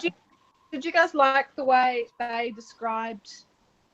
I don't know quite how to describe the inner space, the void. What did they call it? Oh, the underspace thing. Subspace. Subspace thing. The scene with the physics virgin. I really liked how they described it because that's like the whole black hole and time slowing down. And I loved how that kind of built on that understanding of it feeling like no time's passed and all time, but but it being irrelevant and that kind of feeling of being stoned. I was like, how do they work in this environment? Yeah. And I thought it was really interesting, and I thought it was really well done. To kind of explain that it's a place we shouldn't be. Because I'm trying to think of the physics term. If Nat was here, he'd be able to remind me. How most of matter is unseen. Like that. Dark matter. What was that? Dark matter. Yeah, dark matter. So I kind of saw it as this is dark matter, and us being able to harness the power of being able to make it work for us. I just thought it was really, really cool. And I thought it was very interesting the way to describe the journey and how they got stuck in the loop. Yes. Oh, Yeah. It was neat. Yeah, that was interesting. Like seeing them getting caught, like that is something that happens. Like you can get caught in a pocket of time kind of thing. It was kind of time for them, not time in general. It felt kind of like what they in Interstellar they called it like the fourth dimension kind of thing. It felt like they were trying to explore that kind of concept without calling it that. Which I'm very grateful for, because I have a problem with when they start saying things, this is the fourth dimension. I'm like, you guys know the fourth dimension hasn't actually been defined. We just don't have the ability. No, we don't. That's the problem, right? We can't define something we can't see. So stop putting it into your goddamn books, people. Anyway, or in this case, it was a movie. Sorry. Problem I had with Interstellar. Let it go now. Let it go. There's a bit at the end where Rosemary I'm pretty sure it was Rosemary, raises with Ashby that when he goes to speak to the government about what happened, that he should speak for them and question their decision to continue this alliance because of what they'd been through. And I really thought that was really nice, even though it was obviously a little bit rose-coloured glasses that he could actually have that kind of influence over the government. I thought it was just really nice. I think he did somewhat have an influence, or at least helped to bolster those people in that group that wanted to raise the topic but didn't know how to do it. Didn't know how without doing it, didn't know how to do it diplomatically, which is the way they needed to, whereas Ashby came in and just opened the whole topic up, so it was a much easier. I thought it was nice that it was nice to the AI going in, so when he came out, the AI was nicer to him. Yeah. And helped him out. Yeah. That was good. And as soon as he said he was nice to AI as he was going in, I'm like, you're going to get a good payback from that. That's going to be well worth your time, and I was right. Well, I actually hope that his representation of Lovey as a member of his crew will actually result in some changes in the next book around how AIs are treated. Yeah, it kind of reminded me of Star Trek with Data and him having to be it's been a while, but I remember him going to a trial and having to prove that he was, not the property of Starfleet. Yeah. Yeah. Wow. Yeah. I still remember Data had a cat. That was so cute. Yeah. Spot. It was called Spot. Yep, Spot. That's right. Spot. It didn't have any spots. It didn't have any spots, but it was called Spot because that's what you call a cat, and he wanted to be as human as possible. Well, that's what you call a dog, but he called a cat. Well, you know what I mean, Yes. Yeah. That's right.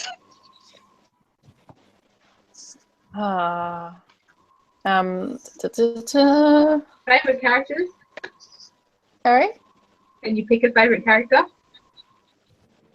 I was going to say Sizzix. Sizzix mostly because of the alien aspect. Otherwise, Rosemary, I kind of like them both. So I toss up between Sizzix and Dr. Chef. I really liked him too. Dr. Chef. I actually quite like Pay a lot, but I can't really pick her because we didn't spend that much time with her. I wanted more time with her. Yeah. I really liked Ashby as well. I think he was just that really good combination of leader and friend as well. So, He certainly skirted that line very well too. Like he. Yes. I liked the bit at the end when Pei was like, so I'm coming to your ship, you're going to tell me where you are, and I'm going to be there for a few weeks, and that's what's going to happen. Yeah. And everyone be damned. I'm sure. Okay. So the reason I almost want Rosemary is that scene where she does the negotiations when they get boarded, and she just like totally found a way to deal with the circumstances. I was just like, bam. Yeah. Rosemary. Yeah, that was a lovely finish to her arc as well. That was really nice to sort of show that her value and her self-worth were there. I thought it was really nice. Yeah. But I think I think the best part of that arc for her was actually when she managed to do that for Corbin. Like they all got released from being interrogated, and she didn't go back to and chat with everybody. She just went back to her office and she started doing research. And she walked back in and she had the solution. This is what we've got to do. Sorry, Sussex, but this is what I got to do. I already talked to this person, and this is the plan. When did that happen? I can't remember. That was closer to the end. The boarding happened more midway, sort of early in their trip, whereas the Corbin thing happened closer towards the end of their trip. So.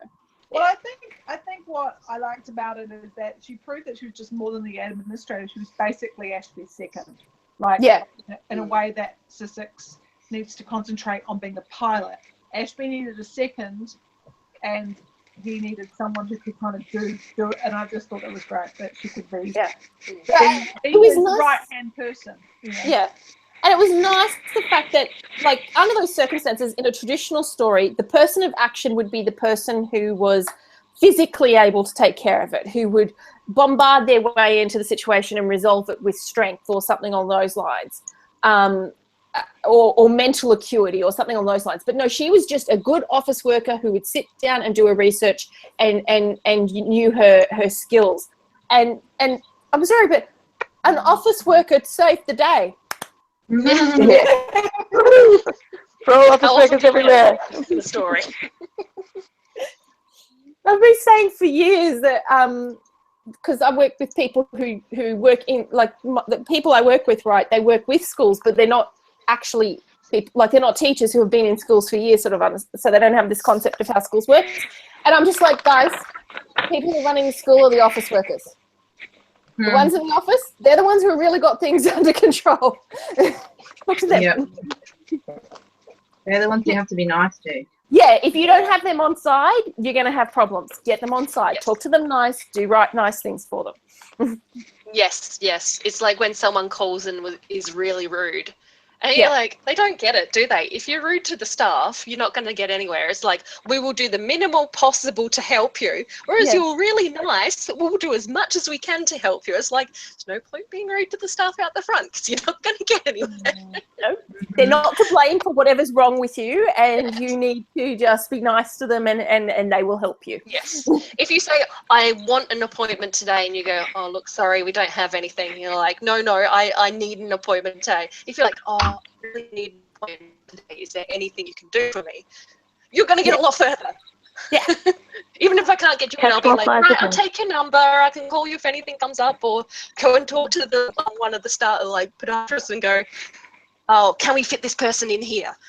Yes or no. But if it's someone who's rude, I'll just be like, no, they're just, if someone cancels, I might call them, but that's it. It's like, if you're rude. Yeah, it's like people come in and they say something and they don't even say please or thank you. And they've come in like 20 minutes late and they're like, can you fit me? And you're like, oh, no, sorry, I can't. We can reschedule you. And they're like, okay. Or they're just late and they don't even, sorry, I'm late. They're just like, I've got an appointment. Oh, that was 20 minutes ago. I'll see if they can still see you. And they don't even say thank you. It's like, come on, please. You're like 20 minutes late. Oh, man. I'd be so embarrassed. I'd be like, I'd freak out if I'm So, funny enough, guess what group does it the most? White men? Middle-aged white men. Yeah. It's always middle-aged white men. They're younger, it's fine. They're older, it's fine. Females, fine. Most of the time, it's usually, as a general rule, middle-aged white guy. They think they own the world. Yeah. And it runs around them. Yes. Yeah. So there was a scene very early on when they're in the market, guys, with the Geists.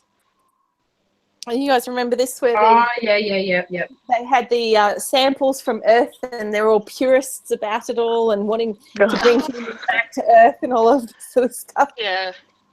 Yep. Did everybody have a chuckle over all of that? Yeah. I found it funny when they were talking about, oh my goodness, like they're all eating insects and going, oh my god, they eat like wild caught meat, and oh, that's so disgusting. And, isn't that funny? The things that we decide are disgusting, and Yeah. we had a Whoever sees discussion. riles them up is like, I want to hear about it, and they're like,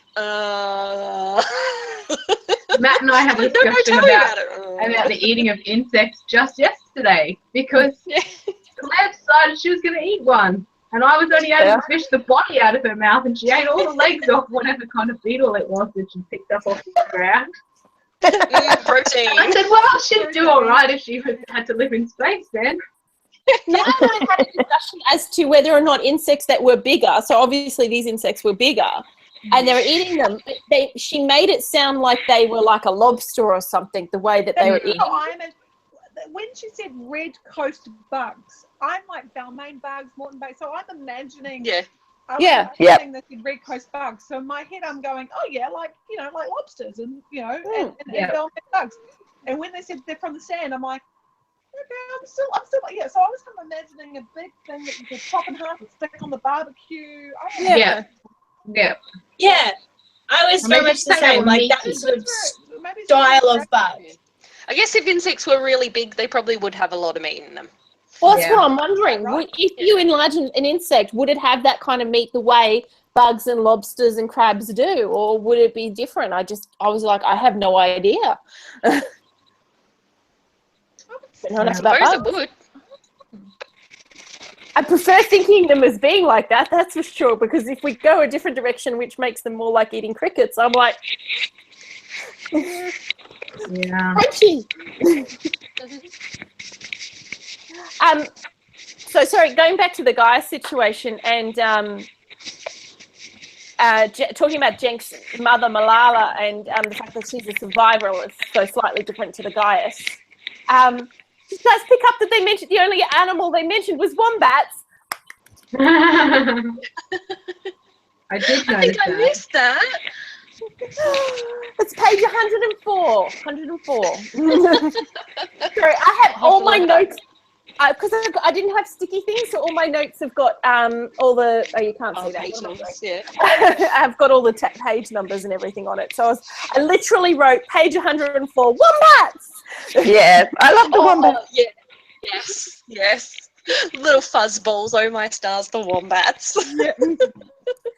But I thought it was really interesting to go from the idea of Jenks being raised by his mother, who's a survivalist and sort of wants close to being a Geist and all of this sort of thing, and then he goes and falls in love with technology, piece of technology. I thought that was, wow, that's a massive change, isn't it? It's a rebellion against your mum and your upbringing. Yeah. I liked that story where she's like, so into that sort of culture, I suppose. And then when she had this baby and they were like, wanted to leave him out to die, she's like, no, that's it. I'm done with you lot. And takes the baby and goes. Yeah. Yeah. Yep. And it's like, no, I'm done with you. I'm going. I'm gonna go. So you want to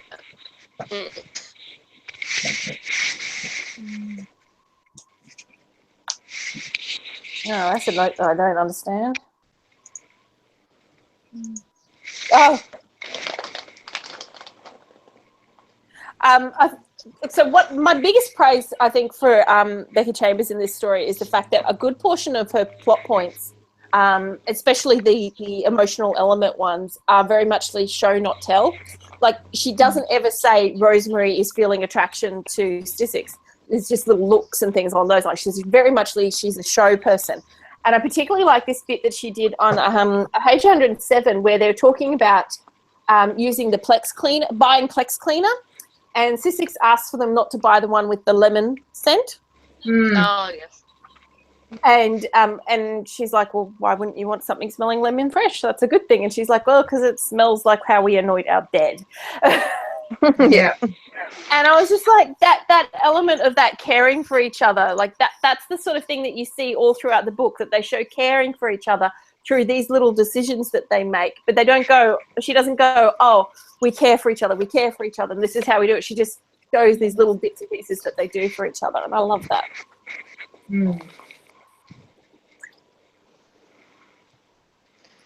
I suppose that's the thing.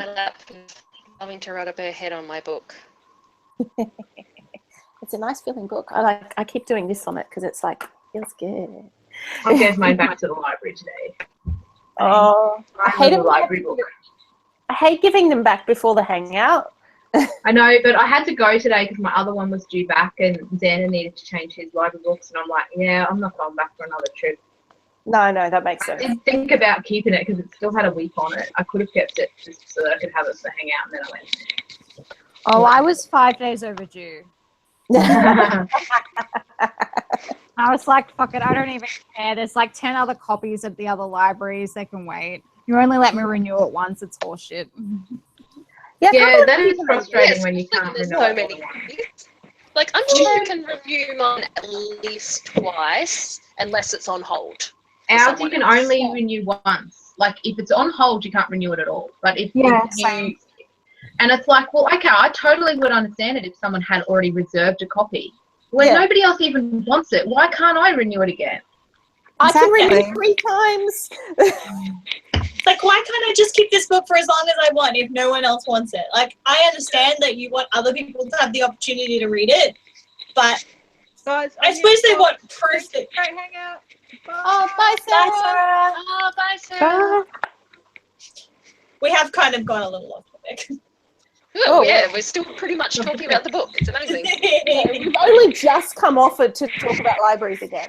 Mine not only lets me reborrow 3 times electronically, so I can go online and reborrow 3 times.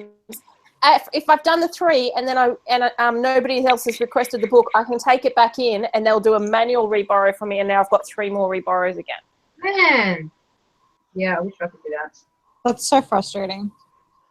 And I can pretty much just keep doing that. Like, there's nothing to stop me doing that if I want to, as long as I physically take it in after the after the 3 reborrows. I just got it on Kindle and then be done with it. Yeah. I guess that's because someone may have lost the book and just keeps reborrowing electronically. You have to actually bring the book in after a while. Yeah, I suppose it's more that they want proof that you haven't destroyed their book. Yeah. Yeah. And that it hasn't gone or missing or something, so. No. So, being the new person, when did we discuss or when did you decide the next book and what's the deal? Tell me more. The books are done about 3 months in advance. So we've got, the way we work, Julia, is that we everybody who's coming to the Hangouts regularly gets assigned a month, and they get to pick a book for that month. And then I contact them around about 3 months in advance and ask them to pick, so that everybody's got plenty of time to order it if they want to buy it, a physical copy, things along those lines, library systems, all of those sorts of things. So currently the next 2 books have already been picked. And where will I find those? I can't remember what they are. Next one's Midnight Rider. Do you have a Goodreads account, Julia? Yes, I do. Great. So what I'll get you, give you a link for the Land Down Under page, and then you can just request to join because it's a private group. So if you could request to join, and then you'll be able to see easily what's coming up. We also do events on the Facebook page. Because you didn't receive the events because you weren't part of the group when I did them, it's a little harder to see. So it's probably just easier if you go to the Goodreads for now. And they're dodgy too, because they I have to go to the on the events page, it doesn't come up. I don't know why. Yeah, I have to go to my main page, so like the standard facebook.com page, and then click on events from there. If you go through the group and press on events, they don't all come up. It's really weird. Yeah. And that's I don't why I did say understand why. that for Julia, because Julia wasn't part of the group when I sent the invites. She may not actually have it under her personal events page at the moment. Yeah, So I don't anything know that I about send out I'll go and add you in, Jules. so Cool. All right. Well, And I've then you just should be able to see them. anything you Cool. receive I've from just Yep. Go. We've also got comic book ones coming up too. Yeah, that's probably not my bag. so we currently have pretty much 4 types of hangouts happening throughout the month. The book one's once a month. There's a comic book one once a month. There's we're sort of looking at possibly an anime one starting up, so that may not be your interest area either. And then we also have just a general hangout just to come and chat if you're interested. Cool. Naomi sort of organises those ones. So you'll get in, basically now that you're part of the group, when one's set up, you'll get an invite sent to you and you can say you're going or not going, that sort of thing. Cool. That'd be good. Yeah. Well, I do definitely have a Goodreads. I've just logged in, and I'm just called. I think my profile is just Julia Beckett. Something very boring. So, do you need any information from me for that? No. Just send the request, and once I've got it, I will actually just approve you. It'll take me 2 seconds. Cool. So I request. That's okay. Kirsten can tell me later. Don't take up time on Did here. you get the link in the chat? The link in the event. In or this which? chat window here. Oh, in this chat window. Yeah. I don't know. I'm on phone, so I'm trying to. Oh, Like, phones. oh no, phones are terrible. Okay, Well, I ended had up to do it being with on my phone. I had to do it with my phone when we were on holidays, and I was like, I ended up leaving the chat early because I got so sick of it. Kirsten, do you want to send Julia that link that I've so that she can get to it later on a computer or wherever? Yeah. And then once I get your request, Julia, I'll just add you in. And as you probably know, for Goodreads, when you're in a group, you can actually see the upcoming books as they're posted. So we've got Midnight Robber for February, and Kirsten has picked the Harry Potter and the Cursed Child for March. Oh, excellent. I want to read that anyway, so that's a good. Well done, Kirsten. April or May? Yeah, I picked it I've because asked I'd you like already 20 read it. times. I have to show you this. This is where someone's having a little nap on my lap and she's purring away. Oh, so cute. Little happy kitty. Yep. Mel, did you hear what Karina said? No, I didn't. Yeah. Karina, I'm sorry. Sorry, I know I've asked you like 20 times, but I April or May? I believe you're May because I believe Sarah is next. I've been bugging her, but she, because of what's happened with her job this week, she was like, could you just not like ask me right now? And I was like, that's cool. Take some time. Didn't know you'd lost your job. No, Well, I didn't can know that swap with either. her if she wants to. Well, just give me 2 seconds. Because, yeah, remember she raised in our last hangout which one she wanted to do. And I was like, have you made your mind up? And I think she's sort of like feedback from what we saying. I think she's sort of feeling like that maybe that one's not a good pick. Yeah, Sarah's I can't even April. remember what she said. Oh, wait, that's the wrong one. What was she saying in the last hangout? She picked a book that was, I think it was about the Underground Railroad of the South America or something on those lines. Oh yeah, that sounds interesting. But I don't know that she felt like she got enough enthusiasm that she was happy to pick it. She certainly didn't commit to it. So I'm not sure if she's going to go ahead. Yeah, Sarah's April and you're May. Karina, do you want to contact her and just ask her if she wants to swap? Sure. Okay. I'm trying to invite Julia to the like general hangout, but it won't let me. Like, it's not bringing her up in my list of people to invite. Okay. Oh, I'm a mystery. Let me just see. So you to the event? Yeah, to the event itself. I just requested to join the group because Kirsten sent me a link, and then I've logged in. See, I can do stuff on my computer and still talk to you on the phone. So. All right. Okay, so I've got that request. I've just got to go through and approve it for you. Thank you. No problems. There, I can see the Midnight Robber and stuff there. Fabulous. My computer's just Sorry. being a little slow because it's dealing with being in a hangout as well as all of these things. Yes. Sorry. causing No. problems. No, you're not. You're really not. All right, you're in. Let's see if I can see what's wrong with the events thing. I've never done much on Goodreads. I've had a Goodreads account for years and hardly ever go on there. So this is a good reason to go on there.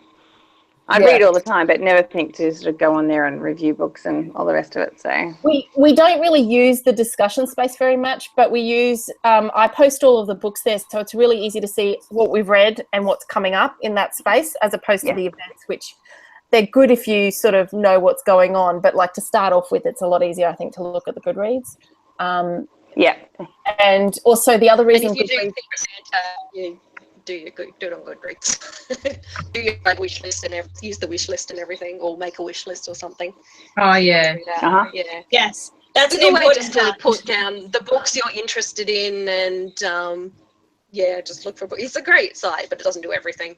But yeah, we usually do our wish lists on there, and then put the books we've read or the books we want to read, which is good when you're picking a book as well, because then you can see if anyone else, any of your friends, are interested in reading it as well. So if you pick a book at any point, it might be, you can see if anybody else put it on their want to read list.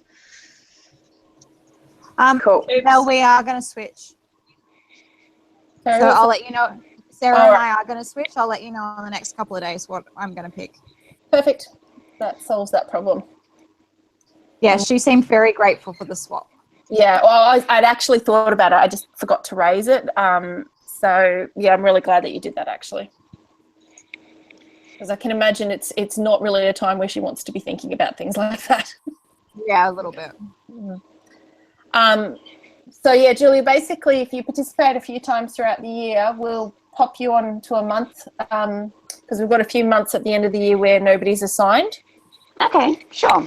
So you'll have an opportunity to pick a book, sort of thing. But basically, our one requirement for people to have that is that they do participate, because it's kind of like, well, if you're not participating, it's not really fair to pick a book for somebody else to read. So yeah, no, absolutely, I agree with that. Yeah, cool.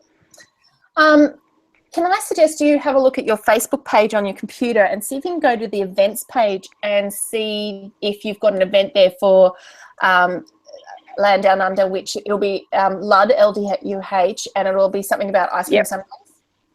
Yeah, the ice cream sundae one, I couldn't invite Jules to. I just invited to all the others, but I haven't got permissions maybe to invite for that one. I have a theory that perhaps she's already been invited. That's why I want her to have a look. Oh, okay. Because I sent invites to the others, but not that one. Yep, I've got the Cursed Child one and the Have you got an ice cream sundae one?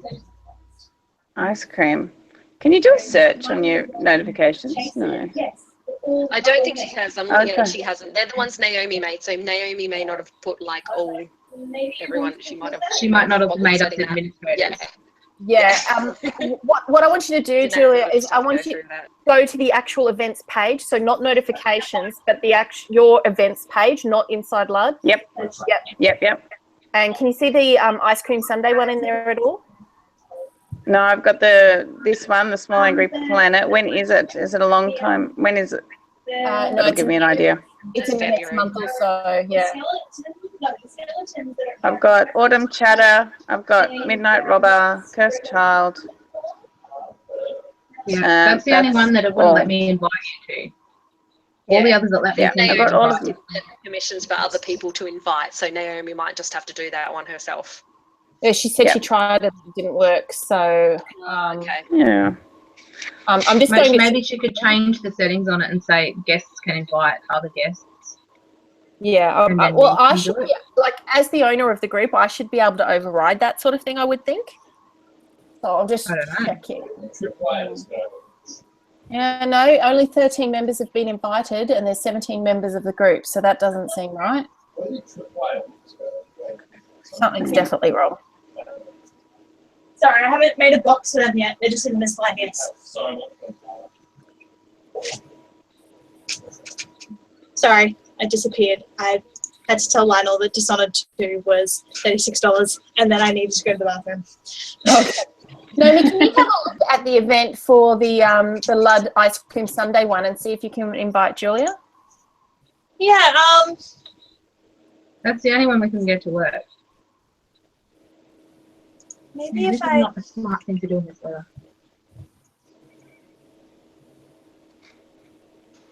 Okay, I don't know. I've made Kim. Not Kim. I've made Kirsten a co-author or co-editor person, Mm-hmm. And now she's disappeared. and then she disappeared. Like, Julia's by the I way, think guys, she's- Julia's gonna- not coming up on my list of members that I can invite. Do we need to be friends? Maybe I need to be your friend. maybe Really? that's it. I think so. I don't know. I'm not friends with everyone else though. Okay, that works. Then you added me as a person, whatever you it said mu- to me. So I can you can invite her now? I just clicked it. I just accidentally pressed the wrong button and closed down Google Hangouts, so I had to come back in. I'm going to Oh, suggest, look, there I am. Ice cream sundae. Woohoo! Naomi, I'm going to suggest that perhaps you couldn't invite her individually because you're not her friend, but you could invite the whole group when you created it. Oh, okay. Yeah, that's fine. probably that makes Yeah, sense. new member I came made it in work and now. didn't offer. Yeah. Yeah. I mean, Okay. Anyway, now that you're part of the group, when a new one's created, you'll automatically get it anyway, so it won't be a problem. Yeah. Yeah. I was All like, right, guys, thank why you. let me invite her? I don't know what I did. I'm going to change the date for the next couple of books ones. Oh, no, I need to check in with Liv first before I do that.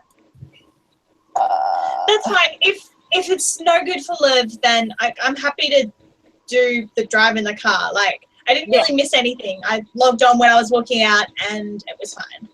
Look, I honestly, I think Liv will be fine. I just don't want to sort of jump the gun and do this, and especially considering the next book is hers. I don't want to do it to her when it is her book. So I'll just check in with her. If she's good, then I'll change it. If she's not, then we know that at least for that one, we definitely won't change the February one, and we'll decide as a group what we want to do as a whole. But yeah, because it's Liv's pick next, I think it'd be rude to do that to her right now. Did you see what I've been doing now? All right. Look were what you I'm crocheting? making. I was wondering. You're knitting Yeah. or you're crocheting? doing I could. Crocheting. I can't knit. Is this Pardon? the blanket you've been working on? This is a blanket I'm making for Xander. It's like, Oh, it's a new one. yeah. Weren't you working on one for ages or something? Oh yeah, since like high school, and I quit that one. It was pretty much the same blanket, but I don't like the colours on it anymore, and I kind of gave up on it a long time ago. Colours go out of Yeah, fashion. but now I'm like really hot. Yes. Yes, That's Naomi, kind of I need- weather. I need to finish my current book and these 2 books, and then I'm going to buy that Humble Bundle. Yeah, well, I Oh, just I was bought it looking because at I it. didn't want to miss out on buying it. I didn't want to miss out on buying it. And there's enough comics in there that I don't own that I already had in my list of possible comic hangouts that I was like, because I haven't read Saga, and Volume 1 of Saga is in there. I know. Oh, haven't you read Saga yet? No, Yes, I I have to read that. haven't. I haven't Man. read Saga. There was something in Neither. there, and I was looking at it, I'm like, well, for that alone, it was worth, like, dramatically reduced the cost. Like, if I had to buy that separately, yeah, it would be completely worth just getting this for, like, paying the $25. But with- Yeah, Yeah, see, I I mean, kind of went, oh, there's a few that I already have in it. Like, I have the first volume of Saga, and I have, I think they had Lumberjanes as well, didn't they? Yeah. No, it They was have Lumberjanes. Rat Oh, Rat Queens, yeah. Yeah, But, Rat Queen. I mean, they have Pretty Deadly, which I've heard good things about, and Morning Glories, which I've heard good things about, and Limbo that I've heard good things about, and Saga, which everyone is like, you should read this. And like, if I was going to buy them all separately, it would be around $25. All of the ones that are like included that I haven't heard about, for the ones that I have, like, I feel like it's worth it. Have you read The Wicked and the Divine yet? I got that for, I think I got that for Matt, the Yeah, Secret Santa, and I've yeah. read it, and I like that. Yeah, I'm going to read that at some point. You know, because I have it, so. Yes, I saw you all liked, like half of you added I Hate Fairyland to your I may have read them. want to read list. I may have read some of them. I don't know. I really enjoy The Wicked and the Divine. I really just want the end. Like, I want all of it. Because I feel like it's dragging a bit now. Like I feel like it could have completed in volume 4 and that would have been a good story arc.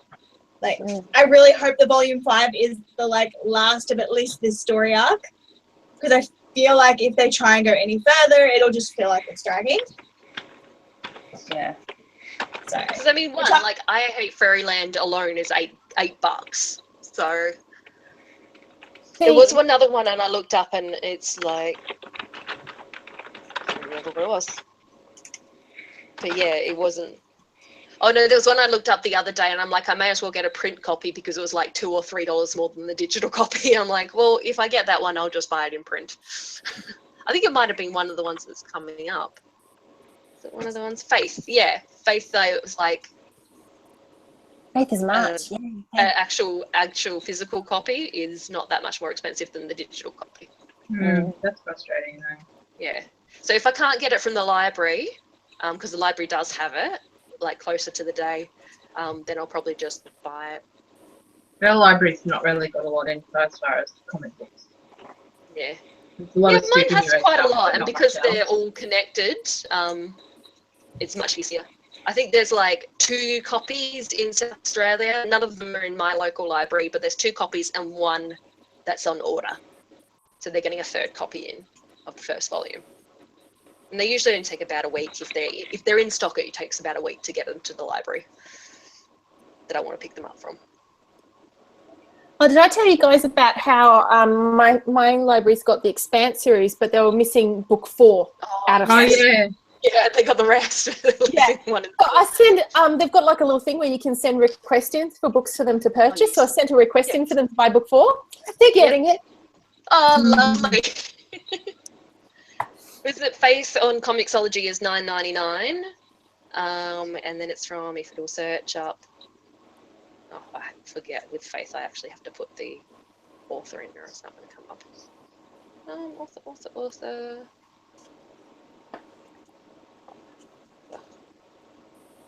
Too many things called Faith. That's what I was wondering about. There's heaps of stuff that's volume 1. And when we first started Saga, I had the same problem because everything had Saga in the title somewhere, and I'm like, no, I want the book called Saga.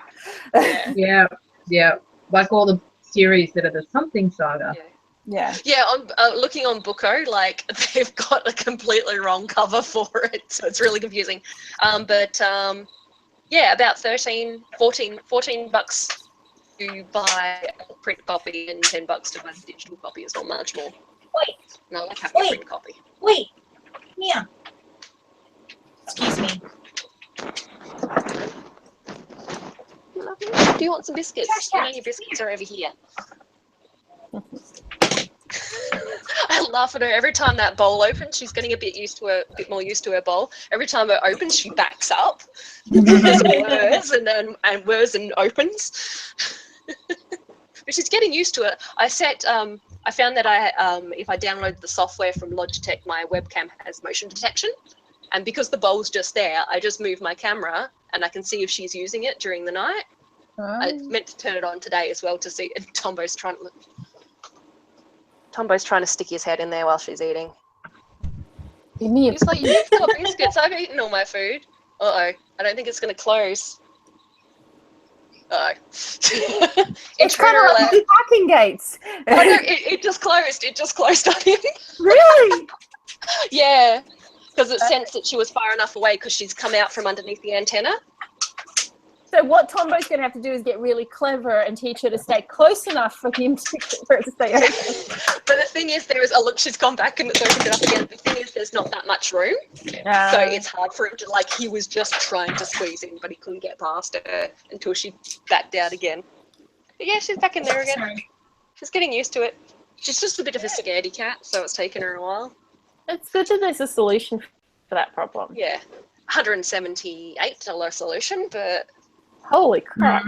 yes. It's good that you don't need to like send you ideas, and it's just a little light thing, so it's not bulky at all. But it works with her microchip in her neck. Like, so it works with her actual ID microchip. Yeah. Hey Mel. Yeah. Do you want to make us live? One at a time. Yeah. We're still live. Oh shit, we are too. Okay. Hi everybody. If you're still watching, what are you doing with your life? Okay. We've stopped talking about the book. Ages ago. We're done. Bye.